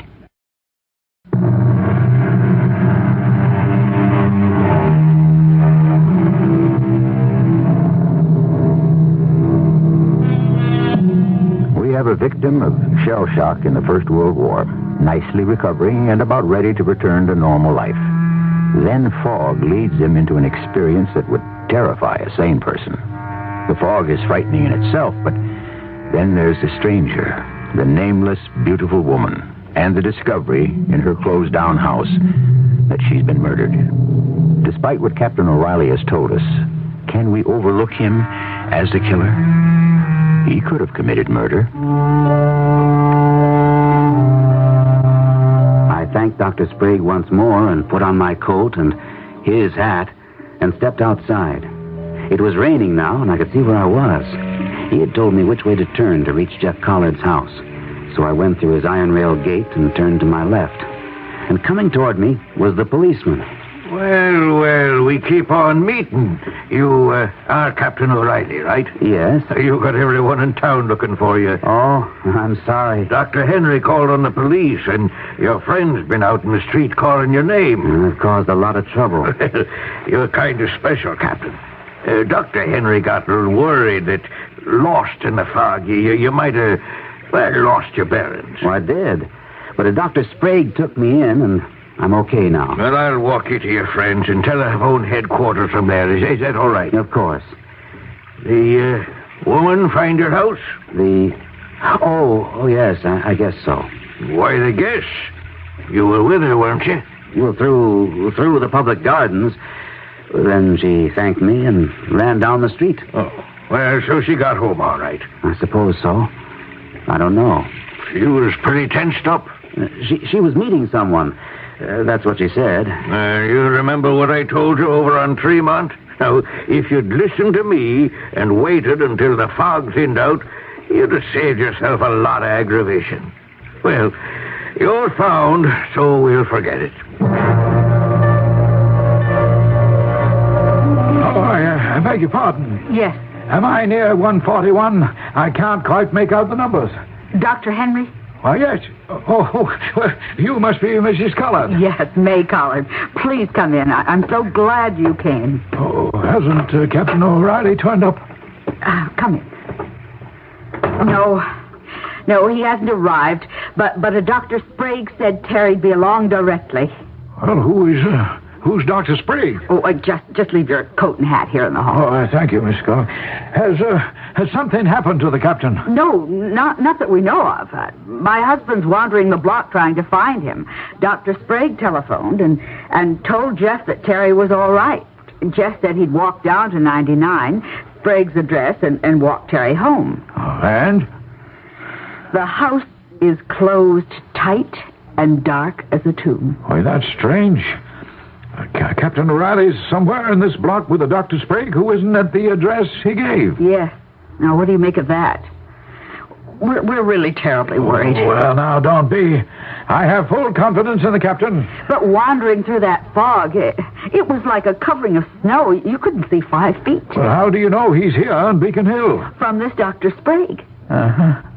Maybe I'd better telephone the police. I told them to watch for him, that I was coming into Boston.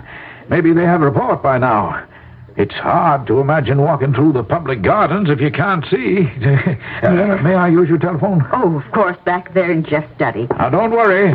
Unless he's had an accident, I'm sure he's all right. Oh, Jeff, any luck? I can't find that policeman. Who's Hatton? Oh, Dr. Henry's? He's checking with the police. I give up. Let him come to us. I don't know where else to look. Mr. Coward. Oh, hello, Dr. Henry. Well, there's no news yet, but everyone's got his eye open for the captain. Oh, hey.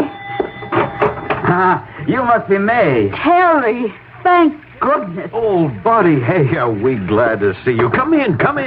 My friend, Sergeant. Oh, Mary, do you mind if I use your telephone, Mr. Collett? Well, come with me. Where did you find this big hulk? Coming down to Mr. Sprague's house. So, he exists, huh? Well, Captain? I apologize for causing all this trouble, Doctor. You've had quite a day, Captain. Wait until you hear.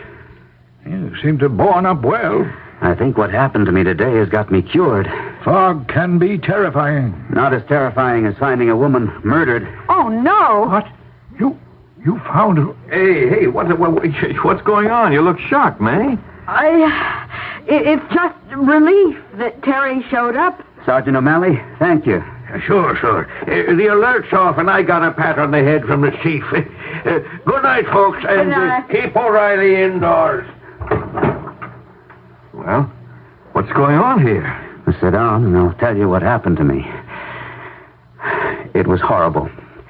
There was this beautiful woman. A spy story. Together, we found her house, right on your street. Yeah, sounds exciting. The front door was open, and she ran in. A few minutes later, I found her, dead. Good Lord. Well, where'd she live? At number 99. Oh, isn't that where Dr. Sprague lives? That's what he said. But 99's closed. No one lives there. The owner enlisted and the wife moved away. Terry, you... I was in that house. I found the woman on the second floor, stabbed to death. I told them everything that had happened to me from the time that Dr. Henry had sent me on my way until I walked into their house a few minutes ago. It's incredible, Terry. Pretty weird, May, but it happened. Now what do I do? Yeah. The body in the front room at 99 Morley. I have to report it to the police, Jeff. That's my duty. Don't you agree, Dr. Henry? Well, yes, but then come the complications. I know that, Doctor. Who's going to believe me? I found the woman murdered. I, a patient at your sanitarium. Captain, tell me about this Dr. Sprague. He was very nice. A very nice man. And you walked into him when you ran out of the house at 99, is that right? Yes, that's it. I was badly upset. He saw that and tried to calm me down. Jeff, Dr. Sprague couldn't have told you that he lived at 99. He just couldn't have. Yeah, you could be right. But no one lives there. But there's a body in there, old buddy. Sprague invited you to his house. You walked, and he led the way. It was close by. I guess we walked for a few minutes. You don't know where, of course. No. The fog wasn't too bad, and it had begun to drizzle. I just kind of blindly followed where he led. And when you got to his house? It was dark. There wasn't even a light on the stoop. I followed him into a kind of study with books in shelves on the walls, a desk and some chairs. You told him your story, and he told you his. Why? Well, confession's good for the soul. But whose soul, Doctor? What's your point, May? Well, say that Dr. Sprague is a saint. He takes Terry in and hears his story and tells him almost the same one. Yeah? Why? That's what puzzles me.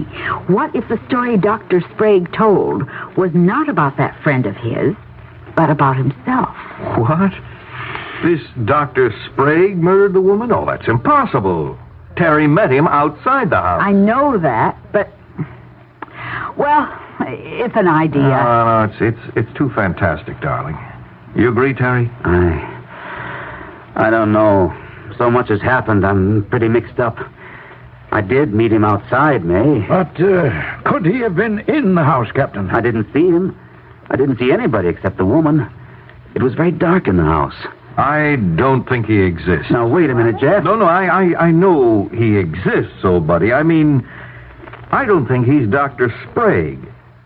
That man is somebody else. I know why he said he lived at 99 Morley. He wants the body found. But he said that no one would ever know who murdered the woman. I was to forget it. He didn't suggest notifying the police.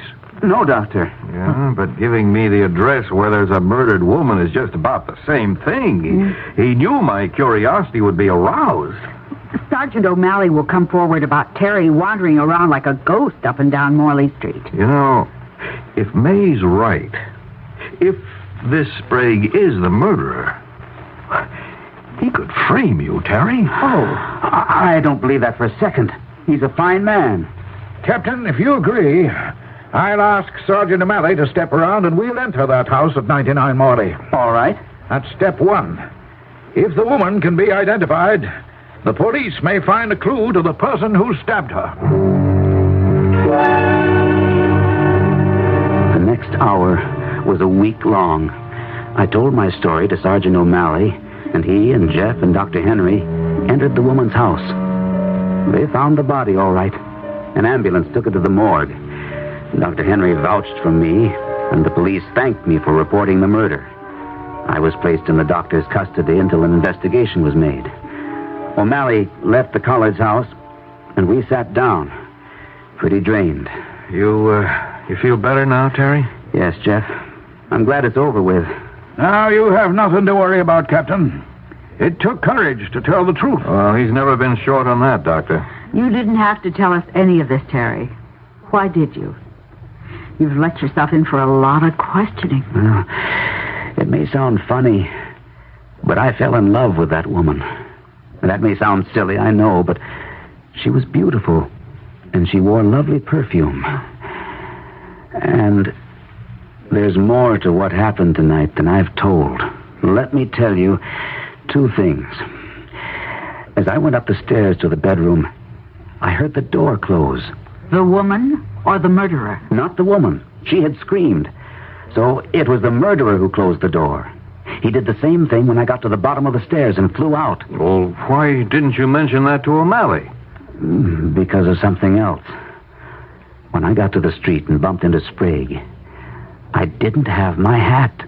I'd left it in the woman's bedroom. But there was no hat in the room when we were there. I left it there, Jeff. It couldn't just vanish. My gracious, if your hat had been found... Oh, you'd have been in for it, old buddy. That's hard evidence. But you were wearing a hat when you came in here, Captain. So I was. I told Sprague I'd left my hat on the woman's bed, and he said to forget it. And he offered me this one of his. Almost forced it on me. Just a moment. I'll show it to you. Here it is. So? Oh, it's just an ordinary hat. And Sprague's hat was the same size as the one you left behind? Exactly the same size. And do you know why? Because this is my very own hat.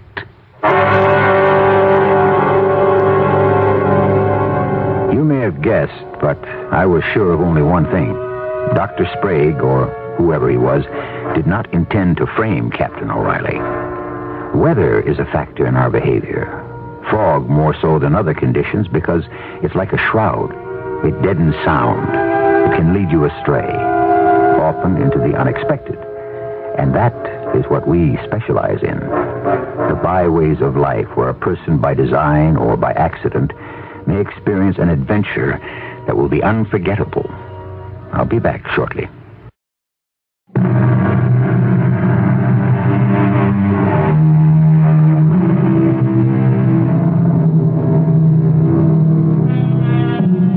In the beginning, I spoke about coincidence. Is there such a thing? Or are certain meetings that seem to be accidents predetermined? Philosophers argue the subject to a draw, but I imagine that Captain O'Reilly, freed by the way, and Sprague was never caught, often wonders about the awful night he was lost in the fog. Our cast included Gordon Gould, Martha Greenhouse, Ian Martin, and William Griffiths. The entire production was under the direction of Hyman Brown. This is E.G. Marshall inviting you to return to our Mystery Theater for another adventure in the macabre. Until next time, pleasant dreams.